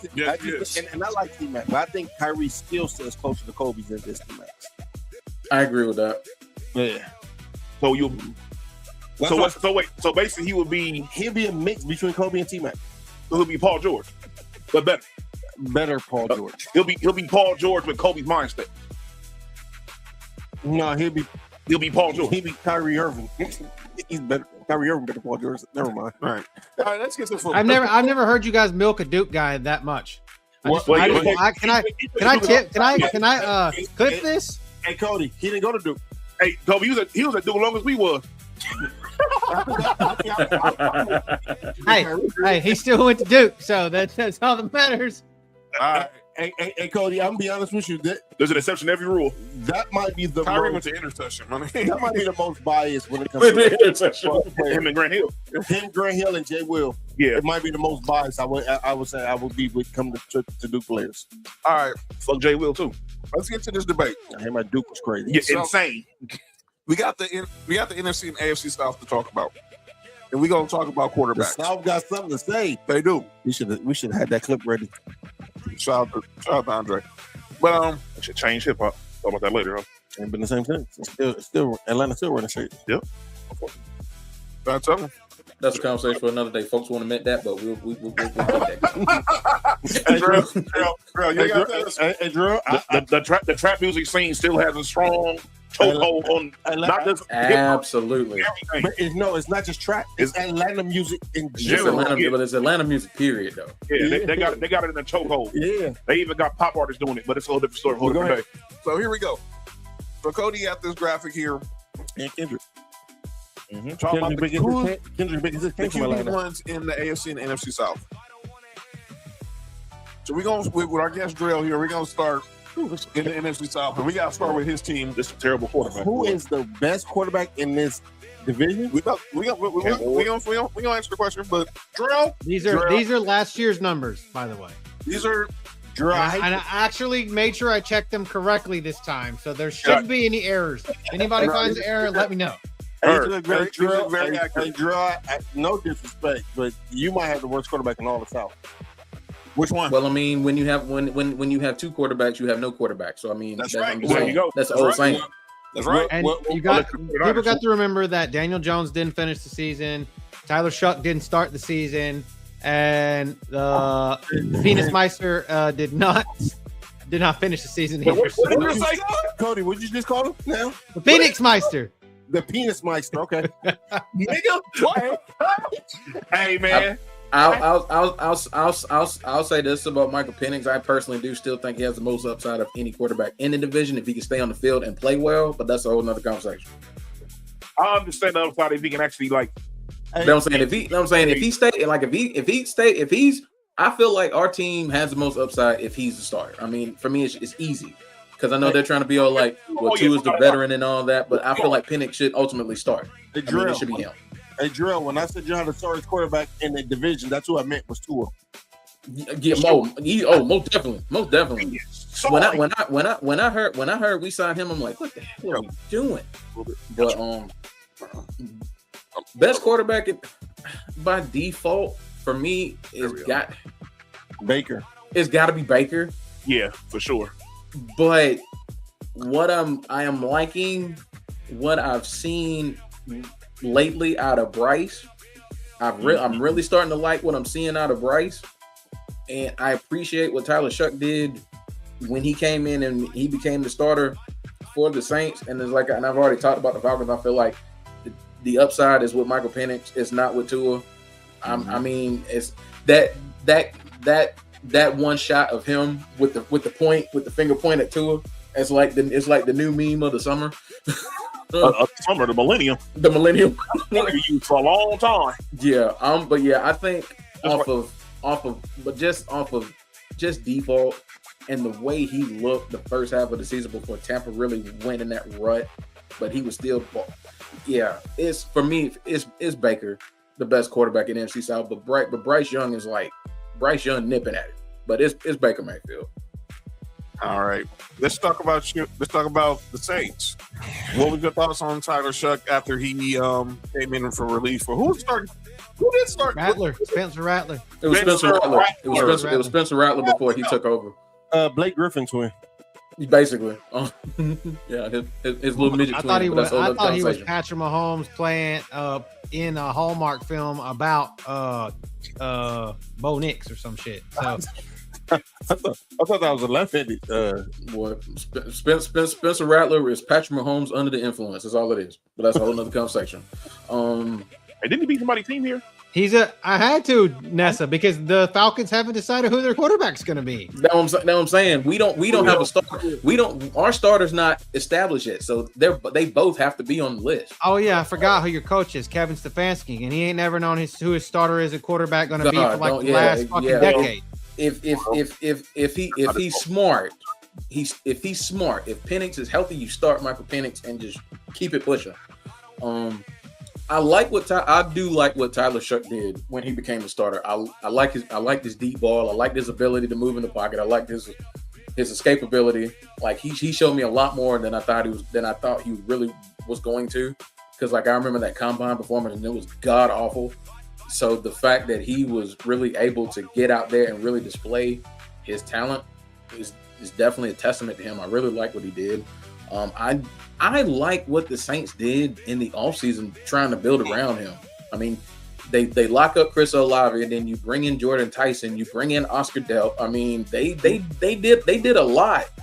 They did a lot for that offense. So I am actually expecting the Saints to really I'm expecting them to do a little more on offense this year. And my question with the Saints is that defense. Cam Jordan is still there, but we know he's getting up there. But he wasn't even gonna. He had to resign. Like he had to exactly. He had to resign. He not long ago resigned. So I think he'll take another step this year because like I said, I like the New Orleans front office really kind of wanting to invest in him being the starter and being able to really get some offensive pieces around him, like bringing in Travis Etienne. Nobody's even really talking about that. I love them going out and getting him. So now you have a legit 1-2 with him and Kamara. You have a legit 1-2. So I think Tyler Shuck should take another step. I think he's gonna be good this year. And you know what's crazy, Drill? Mm-hmm. You remember people was clowning the Saints talking they should have drafted Shador instead? I remember. Hey, I was one of them too. I was clowning him for that. And Tyler Shuck, hey, I give it to him. He shut me up. I was one of them saying that. Well, you got to think. Tyler Shuck only played 11 games, and he averaged over 200 and something yards a game in passing. Had he played all of them, like all 17, he'd have had closer to Baker's numbers than what he has now. Yeah. Oh, absolutely. He would have been like. I've seen that already. He might have. Well, 2, 3, 8. Offensive Rookie of the Year, had he started the full season, was a very winnable. Would have been a very winnable award for him, and he damn near won it in the limited starts he got. So. All right. So. See, let's talk about Bryce Young. So they win the division last year without a winning record, and obviously this was the year he actually took a step forward in Dave Canales' system. And obviously that was that last game of the season. They got the division over Tampa. What's next for the Panthers going forward with Bryce Young? I personally think with the hype they're coming in with in the offseason, they have to win this division. The hype they're coming in with, like with what they did, and they did lose. Now Nick Scorton is going to be a big blow for them, losing him for the season with an injury. But you have Tech McMillan, who was amazing for him. Jalen Coker's an underrated wide receiver, and like he's really good. Xavier Legette for me is definitely has been one of my big disappointments since he came into the league. But I would definitely like to see him take a step. I think with the Panthers, for me, the Carolina Panthers are that team that's like everybody's getting on the hype train about, but it wouldn't surprise me if they missed the playoffs because it's just something about them that I don't trust. I don't know what it is, but it's something about this team that I feel like they're gonna falter at some point, whether it's the defense giving up one too many big plays or Bryce Young going back to rookie Bryce and making too many bad plays and turnovers and stuff like that. But I feel like with them, they have to win this division this year to really kind of justify, all this hype that they're getting. Because you look at how they played the second half of the season, you look at that playoff game as far as they almost put out the LA Rams before they could even get to the NFC Championship game. So they're coming in this season with a lot of hype. I'm expecting. I'm not gonna say Bryce Young isn't gonna. I think he should be a little bit of a better passer. I'm not expecting too big of a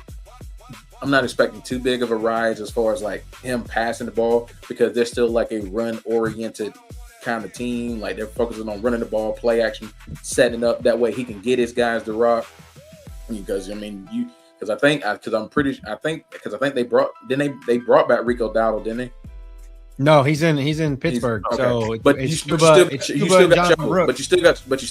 Chuba and Jonathan Brooks. So I mean, you got a damn good 1-2 punch with Carolina as far as being able to run the rock. So I'm expecting them to still be more run oriented, and just being able to kind of focus on that play action. And like I said, I'm expecting out of Bryce. Let's see, he threw for a little over 3,000 last year. I'm expecting a little more. I'm not expecting huge. I'm thinking maybe 30 in that 3,300 to 3,500 yard range. Same amount of touchdowns. I'm expecting I'm expecting to get, like I said, the NFC South quarterbacks to me as a whole just don't wow me to where someone's gonna really just be someone's gonna come out and throw for 4,500 and 35 touchdowns. I'm not expecting that out of any other NFC South quarterbacks this year. But I'm expecting. I think the way people are talking down on this division, I think this division can surprise some people, and I think we're going to get better quarterback play out of this division than people are really kind of giving it credit for. That's how I feel. So I think Bryce Young's going to have problems staying protected because half of his offensive line is hurt right now. Yes. It's hurt. So no Taylor Moton, no Ike Iwonku, and so now they got Monroe Freeland coming in. Hopefully, maybe can play left tackle, but that's a big ask, you know. Yeah. So I feel like Bryce Young has the potential to get his ass rocked a few times. He definitely does. And I tell you, I will give the NFC South this even the Bucks, the Saints, and the Falcons, they all have decent pass rushes to go get him. So I think Baker Mayfield's in a contract year, right? Yeah. He want to get paid. Baker Mayfield, this is his last chance to get a contract. I think Baker Mayfield is going to have the standout year in his division, just on the simple fact of that alone. And he's going to leave. And he is going to leave. He's going to leave. Go right to the Rams. He'll go, or not. He'll go right to the other AFC South team. He'll go right to the Colts. They just paid Daniel Jones. They ain't going nowhere. Hey, I got a sleeper team for Baker Mayfield. Who's that? Watch out for us if neither one of these quarterbacks pan out. Wow. I don't know. I think I might be in the sweepstakes. Arch Manning. Yep. I don't think see. That's the thing. Everybody's saying like we're going to tank. I don't think we're going to be as bad as people think we are. They're not going to be worse than the Jets. They're not going to be worse than the Jets. No, hell no. I don't think we're going to be as bad as people are trying to make us out to be, because everybody got us like bottom 4 everything. I don't think we're going to be as bad as everybody trying to make us out to be. Unless they can stop y'all from running the ball. No. I do. And Brees already injured. And this is Atlanta beat us last year, so running the ball. Yeah. Running the ball and nobody ever wants to win their division.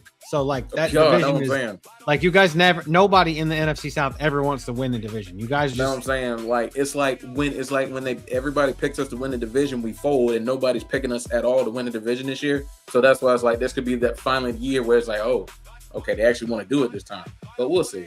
They got the talent for it. Literally, you guys have the most proven coach of all the coaches in that division. Exactly. Fact. Yeah. But two-time coach of the year. So yeah, but at the same time though, it's even with having him and having all the talent we have on that squad, even with losing James Pierce and Jalen Walker on the defense particularly, even with all that talent, you still gotta do it. Right. So let's rank these quarterbacks, and then we'll get to the AFC. I think we got Baker 1. Bryce Young 2. I got Shuck 2. I like Shuck better than I do Bryce Young. I gotta see more. I'm with Nick. But I'm not mad at it. I'm not mad at it though. But I'm not mad at it. I'm not mad at it either. But I want to see him in year 2 in Kellen Moore's offense. Yeah. And already we saw today, no Jordan Tyson for the first 2 months of the season. Yeah. Dude was injured a lot most of his time in college. What you think's gonna happen when he gets to the NFL? That's hate. I'm just saying. But it's true. And they say, well, it wasn't the same hamstring that he injured in college. It don't matter. Okay. They never paid attention to Todd Gurley hurt. All right. Sorry. All right. I mean, the Rams knew what was going on, so they weren't tripping. Right. They knew he had 4 years on that. He had 4 years on his knees. All I gotta say is Chris Olave had 156 targets last year. That's all I needed to know. Like even with a Tua concussion brain. So I mean 156 targets. Who needs Jordan Tyson?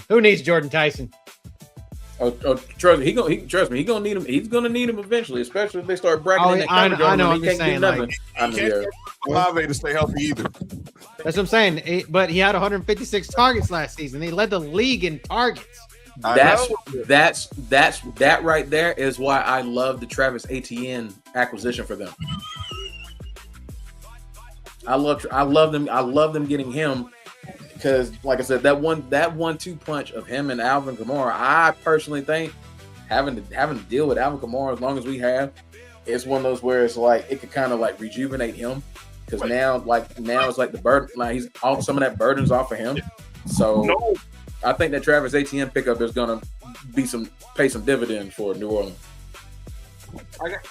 So my second quarterback is Tyler Shuck, then Bryce Young, and then Michael Penix. Yeah, Because and Tua is not what we're talking about. Yeah, Yeah.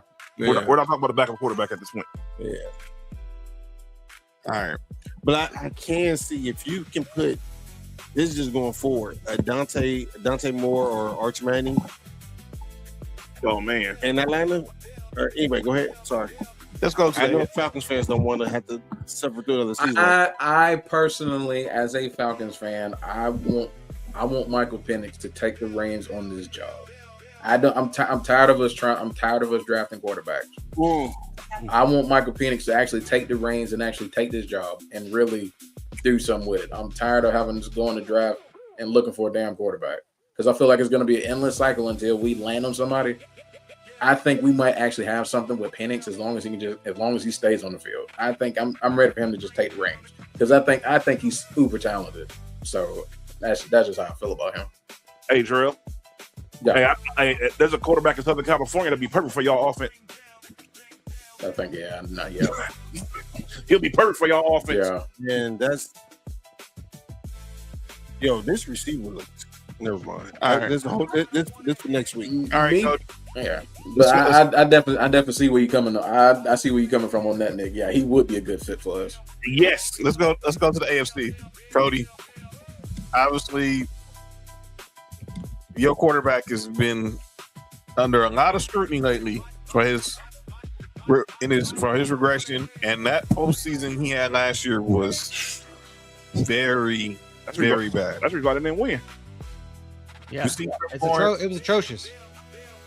We all thought that Liam Cohen was going to be wasn't ready for the job, but he proved it. He beat us. I knew he was a good coach. He's just weird. Jaguars. Liam Cohen Obviously comes from Kentucky. He also was under McVay, and then was that the Bucks too? So yeah, he was in Tampa. So now he had a good first year, and made Trevor Lawrence look like a world competent quarterback. And then you go to Daniel Jones was having a resurgence. He was having a great year. And then tears his Achilles. Him and what's the running back name? Jonathan Taylor. Just got paid. I don't know. Hey, they look different. Jonathan Taylor's like, never mind. Him and John Taylor together. That's crazy. That offense. $88 million to Daniel Jones, though. They got to pay somebody. That's way too much. They shouldn't have paid Daniel Jones. Who they gonna pay? Anthony Richardson? Up to $100 million in incentives and $50 million guaranteed. I don't believe in Daniel Jones. Franchise tag him. I don't believe in Daniel Jones or either one of them quarterbacks. Anyway, go ahead. They did tag him. They did. Pause. Like they gave him a. Did he get like the transition? I think he got the. Did he get the transition tag? They gave him the transition tag. That's right. No, we're not. Mark, Mark, you really got to calm down right now. No. I hate people, man. He hate us. That's crazy.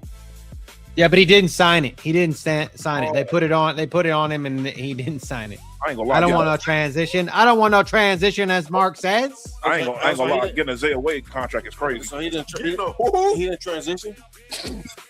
You know what? She said we're not paying Richardson. We weren't talking about Richardson, man. We talking about Danny Dimes. Anthony Richardson is gonna be on his way out.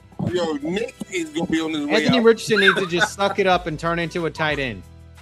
He needs to transition into a tight end. Look, me and Mark try to tell our home guys, and even Josh, we told dudes Anthony Richardson was trash at Florida. Yep. No one wanted to mention. But everyone kept saying, well, he had a I even have friends that are Florida friends that said he was trash. Man, yeah, I remember when we were doing the draft stuff at our show. Me and Champ was like, because we follow we're Georgia fans looking at the SEC. It's like I don't know what everybody's seeing the kid. You know what they saw? Let me tell y'all something. I know what they saw. Every time there's one of these guys that they look like they're not that good, they end up becoming good. Mm-hmm. There's always that hope of maybe this guy is similar. Right.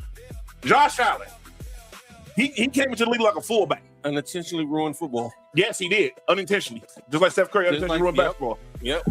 So it's like this. They saw that and it was like, damn, they skill sets were kind of similar in college. Are you all right?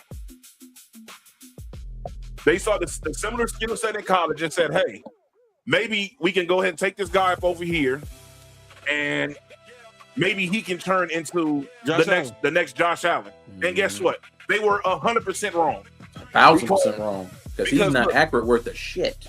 Neither was Josh Allen, but Josh Allen had one thing. Well, he had the strongest freaking arm in the damn league. Where Josh Allen also had bad receivers at Wyoming. So I mean, shit.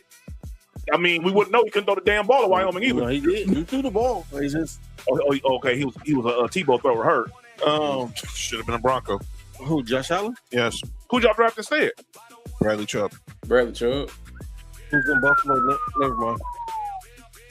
And John Elway said that was the one. That's the one pick he ever regretted passing up on. But to the Josh Allen trend, remember when the 49ers traded up and got Trey Lance? I don't know what nigga. I tell you what they thought. Nigga. I tell you what they thought. Yes. They thought the same thing. They thought the same thing. There's a big difference. He has no skill. The nigga's not fast. None. He can't do any of the stuff that they was doing in college. They thought it was Kaepernick. Black and white. Look, me and Will, I'll check this drill, Cody. So, me, Mark, we get into this argument all the time with Will's pops. Because Will's not our boy Will's a Niners fan. His dad's a Niners fan. Okay. And he calls us stating the case that he felt that Trey Lance didn't get a fair shot. No, he's trash in Frisco. I'm like, no, he's trash. He wasn't that good. He was a reach. They see this dude in practice, and Nick and Mark know this. Mm-hmm. The other 52 know who the QB1 is. Mm-hmm. Let me tell you something. The best thing that ever happened to John Lynch and Kyle Shanahan was the fact that they drafted Brock Purdy with the last damn pick in the draft. Mm-hmm. Because if they didn't draft Brock Purdy and the shit that look at the people that could have drafted instead of Trey Lance. That's the shit that's killer about it. Yes. If that situation doesn't happen, they are fired and probably never have a job in the league ever again. Quick, crazy Trey Lance story real quick. If I remember this correctly, we were getting ready. We were about to trade up to get him, but the 49ers beat us to it. They did y'all a favor. They did y'all a favor. Did us a huge favor. They could have drafted Trey. They could have drafted Jamar Chase. They could have had Michael Parsons. Exactly. I'm just gonna tell you that I can end this whole Trey Lance debate like in 3 names: Carson Wentz, Easton Stick, Trey Lance. That's all you should know. North Dakota State. That's it. Wait, what happened from North Dakota State? I'm just saying I can end this Trey Lance debate in three things, in 3 names: Carson Wentz, Easton Stick, and Trey Lance. Trash. I told y'all Carson Wentz was overrated. Facts.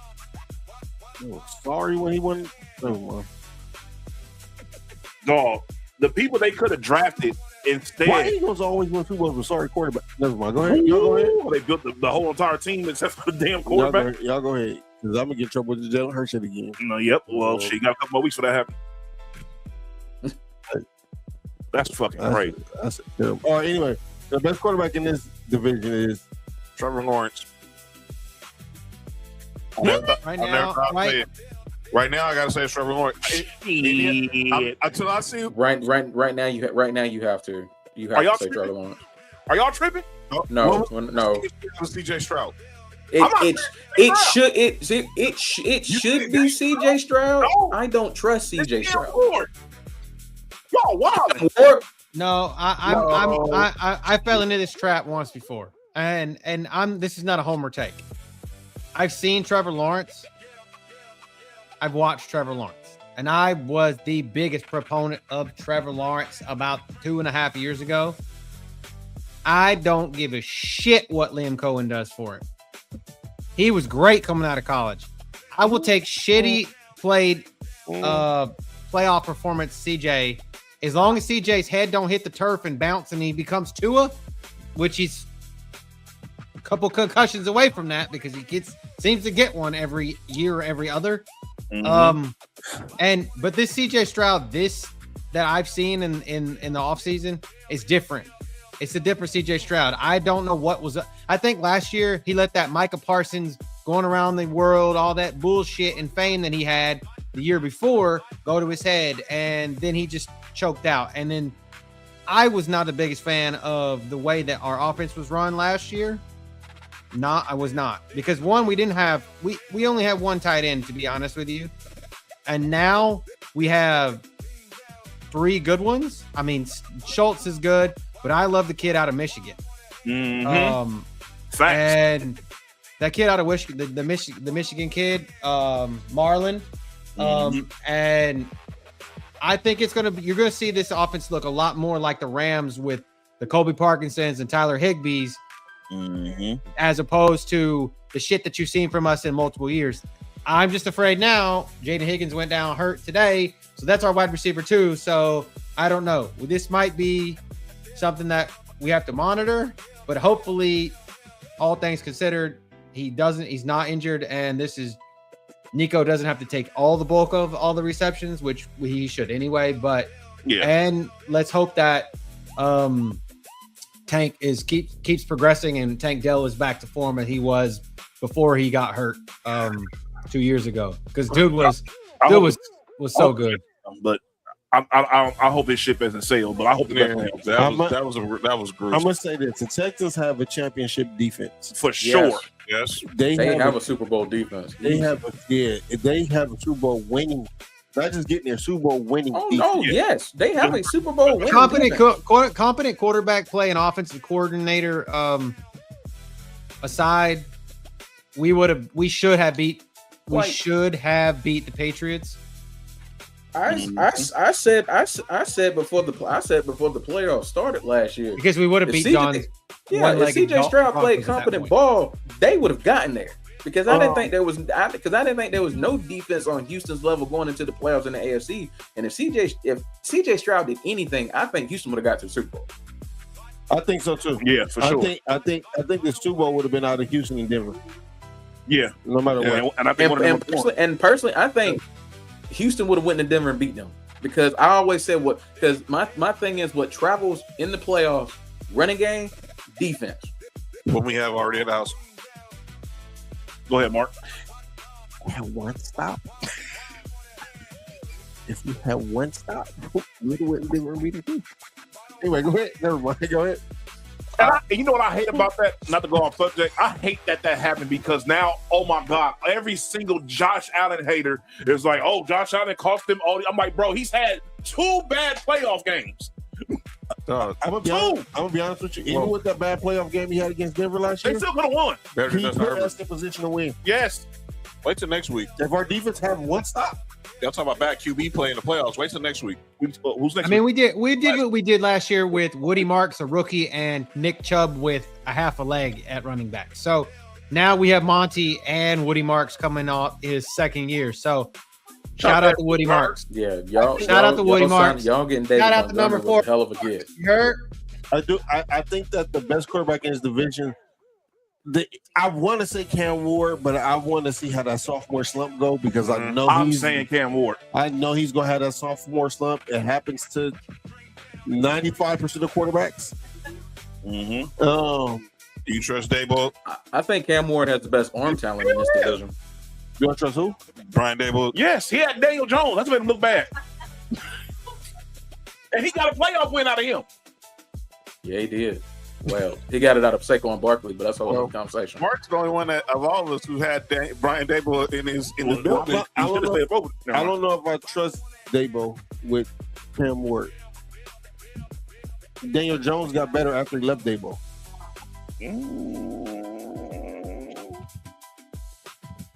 I mean, Daniel Jones got better when he went to Kevin O'Connell.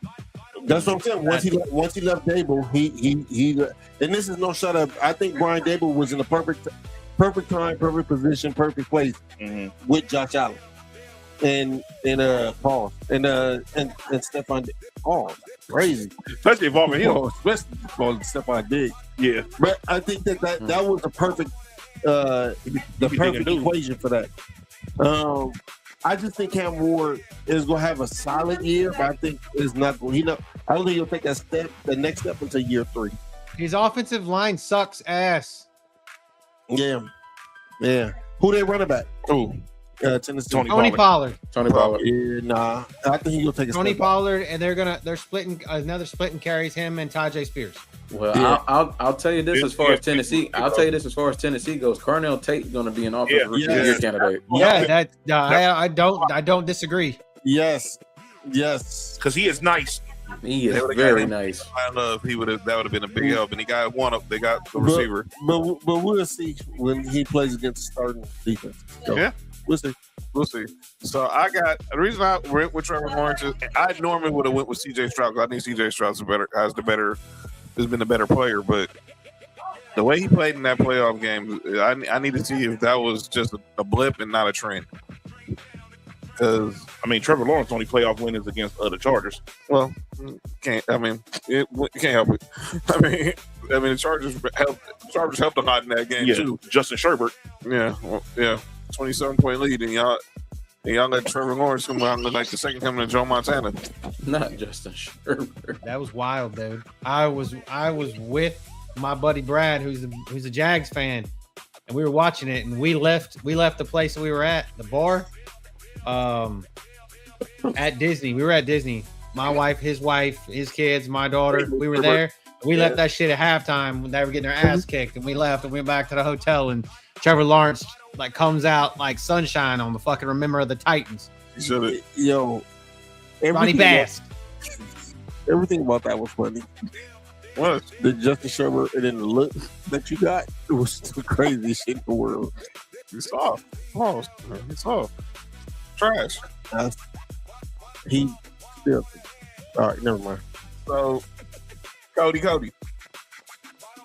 you get to give a good pep talk right now to your Texans. Wait, and this book. Nick, who'd you have as the best quarterback? Oh, I got Cam Ward. You said Cam Ward. Yeah, I got Cam Ward. Who'd you say? Bro, you said Trevor Lawrence, right? Yeah, I see. For me, it should be CJ Stroud, Right, but that's he's got to come out guns blazing, ready to go. Trevor Lawrence, for me, I appreciated the way he played, and particularly that second half. Like he went a week 13 through 16 stretch where he threw for like 13 touchdowns, no picks, was actually playing like pretty damn near flawless football. So when I look at that, and I look at him how he played in the playoffs, even though they lost, like putting up the numbers he did and putting them in a position to win that game. So for me, I got to rank it right now. Trevor Lawrence 1, CJ Stroud 2. I'm tempted. I'm tempted to put Cam Ward 3 in front of Daniel Jones. Me personally, I saw Cam Ward.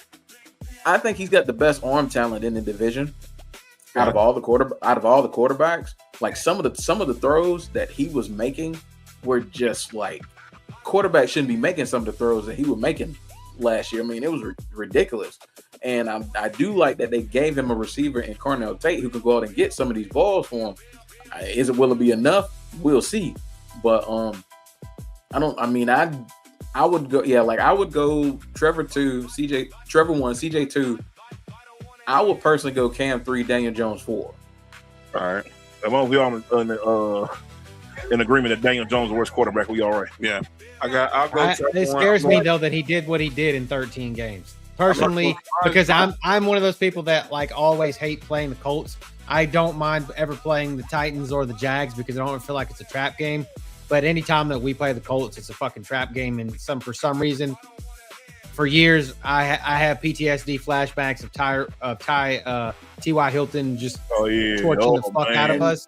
And then you add the fact that even though they had to overpay for him, they bring Alec Pierce back, and you saw what Alec Pierce did in less than 50 catches. So, hey, which quarterback in that division has the most help on offense? The most help? The most help? Yeah, you got the most weapons on offense. Honestly, for me, it's Houston. CJ got Nico. He has. You got Nico. You got David Montgomery. You have Dalton Schultz. Dalton Schultz. You think about Jacksonville. They still got Brian Thomas now. Parker Washington. It's a Colts because they literally have the best running back, top 5 running back in the NFL. It doesn't matter It's literally the Colts. They traded Michael Pittman to the Steelers. They don't have the best one. They have the best running back. That's about it. They have the best running back. They don't have the best collection of And weapons, you don't though. think Tyler Warren? No. Tyler Warren's the best tight end in the division. I thought you were talking about the running back. Hold on, my fault. No, Tyler Warren. He's nice. The tight end.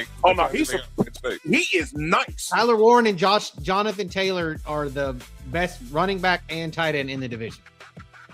I still think that. I'm gonna get the edge to Houston.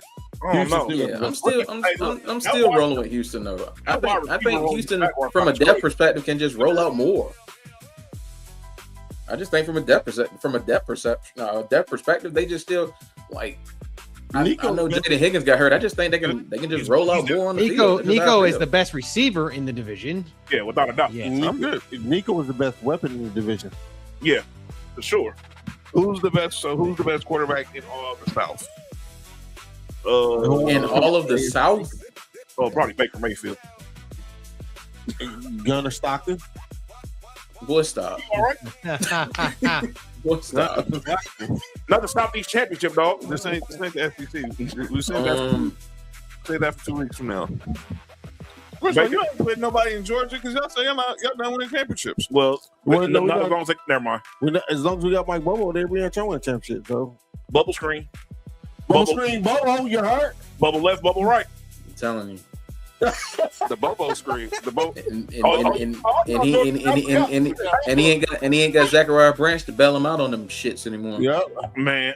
Never mind. Hey, you ain't got to. I ain't gonna say nothing about him. You already know, Mark. It's gonna sound like hate. I think Baker. I'm gonna go Baker. Wait, what? Baker is the best quarterback. Yeah, for sure. Out of these two divisions, Yeah, no doubt about it. I agree. CJ. I'm going Bryce Young. I have Baker. I'm just going with my gut instinct. I'm gonna say Baker, CJ, Tyler, Cam, Bryce Young. Wow, you taking Tyler over Trevor Lawrence? I'm not a fan of Trevor Lawrence. I don't think Trevor Lawrence is that good. I don't think he was that good in college. I agree. I'm gonna keep it real. I don't think he was that good in college. I think the best we seen of Trevor Lawrence was last year. Yeah, for sure. Or the year they beat the Chargers. What is it? 20 points? 27. What happened? The comeback 2.0. Yeah. You talking about Sherbert and Company? Yeah. All right, ladies and gentlemen. Baskin Robbins. That is our debate for the night. So let us know. Coming in a couple of Master Debaters on X and Instagram. Who y'all think the best QBs are in the South, in the AFC, and in the NFC? Next week we conclude our 2-a-day. We're gonna keep talking 2-a-days on Friday, but next week we'll conclude it with the West We're not and playing the best running backs. Y'all should have dropped. Y'all should have dropped the. Yo, where the hell did Nick go? Y'all should have drafted a project number 5. Yo, the Nick just Crazy. Just think about this. CJ Stroud. There's 2 guys drafted here in the same draft, 1 and 2, and in the one that took his job should have been at 5. What? Say what? Think about that. Bryce Young, CJ in the same draft, and Anthony Richardson that should have been on it. He should be on this graphic, but he's not. Well, Anthony Richardson was sorry as Florida. We told you Anthony Richardson was trash for Florida. I know this because Tennessee. Well, let me shut up. Oh, and I'm gonna be a homer. I'm gonna say CJ's the best quarterback in the South. I'll take a homer. I mean, I actually like Baker Mayfield, but we've seen Baker Mayfield implode, and this could be that year that he implodes. He does really well, or he implodes. There's no middle ground. There's no this shit right here that we're seeing right now. There's no middle of the pack quarterback play here. This is either I'm going to be at the top like I really was, like at my prime, or I'm imploding. Yeah. Baker Mayfield. I can kind of see that he's either gonna be like a top 3-4 MVP candidate, or it's just gonna, or the Bucks are gonna go like 5-12. Yeah, I don't think it's gonna be on the middle ground either. Not this week. All right, so that's our debate for the night. We're gonna get up out of here. I'm gonna call on answer that. We're just gonna go ahead and get up out of here. Drell, Final words to your Falcons before we end the show. Start Michael Penix Jr. Stop bullshitting. Go ahead and start him. I mean, it's for me, it's common sense. You want to go with your guy who's got the upside, who's got the arm strength. I mean, you practically drafted a guy like Zachariah Branch, who's been showing out all season, preseason. A guy with speed that can go catch Michael Penix's deep balls. Shame we lose James Pierce for 8 games. We lost Jalen Walker for the entire season, but I do like what I'm seeing. Kendall Daniels, Harold Perkins Jr. I like what I'm seeing out of the rookies, and I'm liking what I'm seeing out of Avion Terrell so far. I think we're going to be better than what a lot of people are giving us credit for, because they, like I said, they just have us in the bottom of everything. They're just kind of like just throwing us away. It's like, we're going to be one of the worst teams in the league. We're going to miss playoffs. I mean, I'm not saying we're going to win it. I'm not saying we're going to win the NFC South. I'm saying this could be one of those years where nobody's talking about us. They might actually do it. But we'll see. I'm excited for every year coming in, watching us just to see what we do. But I'm not going to say I'm treading on. Like I said, I just try to stay even keel. I don't try to get too high, try to get too low. That way, when something stupid happens, I'm not the type that's like, oh man, just throw the team away. It's like, hey, it is what it is. I've been a Falcons fan for this long now, so I'm kind of used to craziness. So I'm always going to rep, and I'm always going to rep my boys. I'm always going to shout out my boys. Shoot, I got the shirt on right now, so I'm always going to rep them. But I appreciate y'all having me on the show. It's always a pleasure. Always a pleasure to be on here. Shout out to you fine gentlemen. Don't give it to Angel. I will throw out a quick plug. UGSP Undisputed Goat Sports Podcast will be coming back this Sunday. We're doing our NFL preview show, so shout out to my homies Champion Flash on that. Hope y'all come and check us out as well. But yeah, man, like I said, man, it's always a pleasure to get on, and definitely looking forward to more opportunities. Definitely have you on during the football season. Make some picks, so we'll be getting at you, and then obviously talk some college football in the near future. Cody, talk to the Texans. Hey, I love the draft picks so far. The guys that we picked up in the draft are looking great. We just got to keep everybody healthy. CJ got to make good decisions. Miko got to keep up the swarm mentality. Defense. As we all said in a prior episode, defense is what's going to win championships, and we have the defense to win the championship. Need a competent offense, and I think the offense is making a turn, and this is going to be something that we've seen in the past. Like I said, I think we're going to see a lot more Rams and a lot less Patriots. So that's what we want. And shout out, man! If y'all haven't watched Marlon Klein play, please go watch some of that. Go watch last week's first 2 drives. Did what he did with Dougie Mills. So shout out to him, and shout out to Nick's boy Kamari from USC, Ramsey. Ramsey from USC. So I was gonna say Kamari Lassiter. That's our boy. Yeah, that's our boy Kamari Lassiter. So we got Kamari, we got Kalen Bullock and Kamari Lassiter, and then we got Kamari Ramsey. So shout out to him. All right. We're going to get up out of here. So I want to thank Drell again for pulling up. He'll be back with us real soon. So Drell, appreciate you, sir. Always. Next Friday, check us out. Me, Mark, Nick will be here to talk more AFC South, talk NFC South, and talk some other latest in sports. College football's AP Top 25 was out. Number 3, all right? Well, that obviously we'll definitely talk about. We'll talk about that. There's the rankings right there if you haven't seen them. I'll be honest with you. It's a lot of people off. I think Notre Dame is too low. There's rankings. Ohio State 1, Oregon 2, Georgia 3. I actually agree with where's Fat at? I actually agree with the Notre Dame take. Texans 5, Indiana 6, Miami 7, 8, Texas A&M 8, number 1, Ole Miss 9, Oklahoma 10. Whenever it's the cop, they're not ranked because they're not good. Excuse me? What you just said, John? Oh, in the show, John. You ain't tripping, John. In the show. Don't tell me that. John, you are falling into this trap. End of the show, John. Don't tell me that. And the show is about to get worse. He gonna keep going. All right, y'all. But that's what we'll talk about. I don't know. I'm not looking up because I don't care. No, you should. So we're gonna get up out of here. Next week, AFC, NFC West, who are the best running backs? From Christian McCaffrey to Kyron Williams to J.K. Dobbins to Kenny Walker. Kenny Walker now switch from AFC West to NFC West. But we'll talk about all that next week. Thank y'all for joining us tonight. We will see y'all. We'll see y'all when we see y'all. This has been Master Debaters.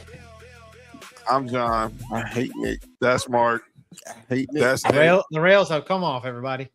That's Cody. And that's Big Drill. Y'all don't Peace understand out. why I hate Nick. Mastah D-Baters. We stay lit. If you want the truth, come take your seat. Join the debate. Bring the heat. One mic, 4 angles, no fear, no pause, big names.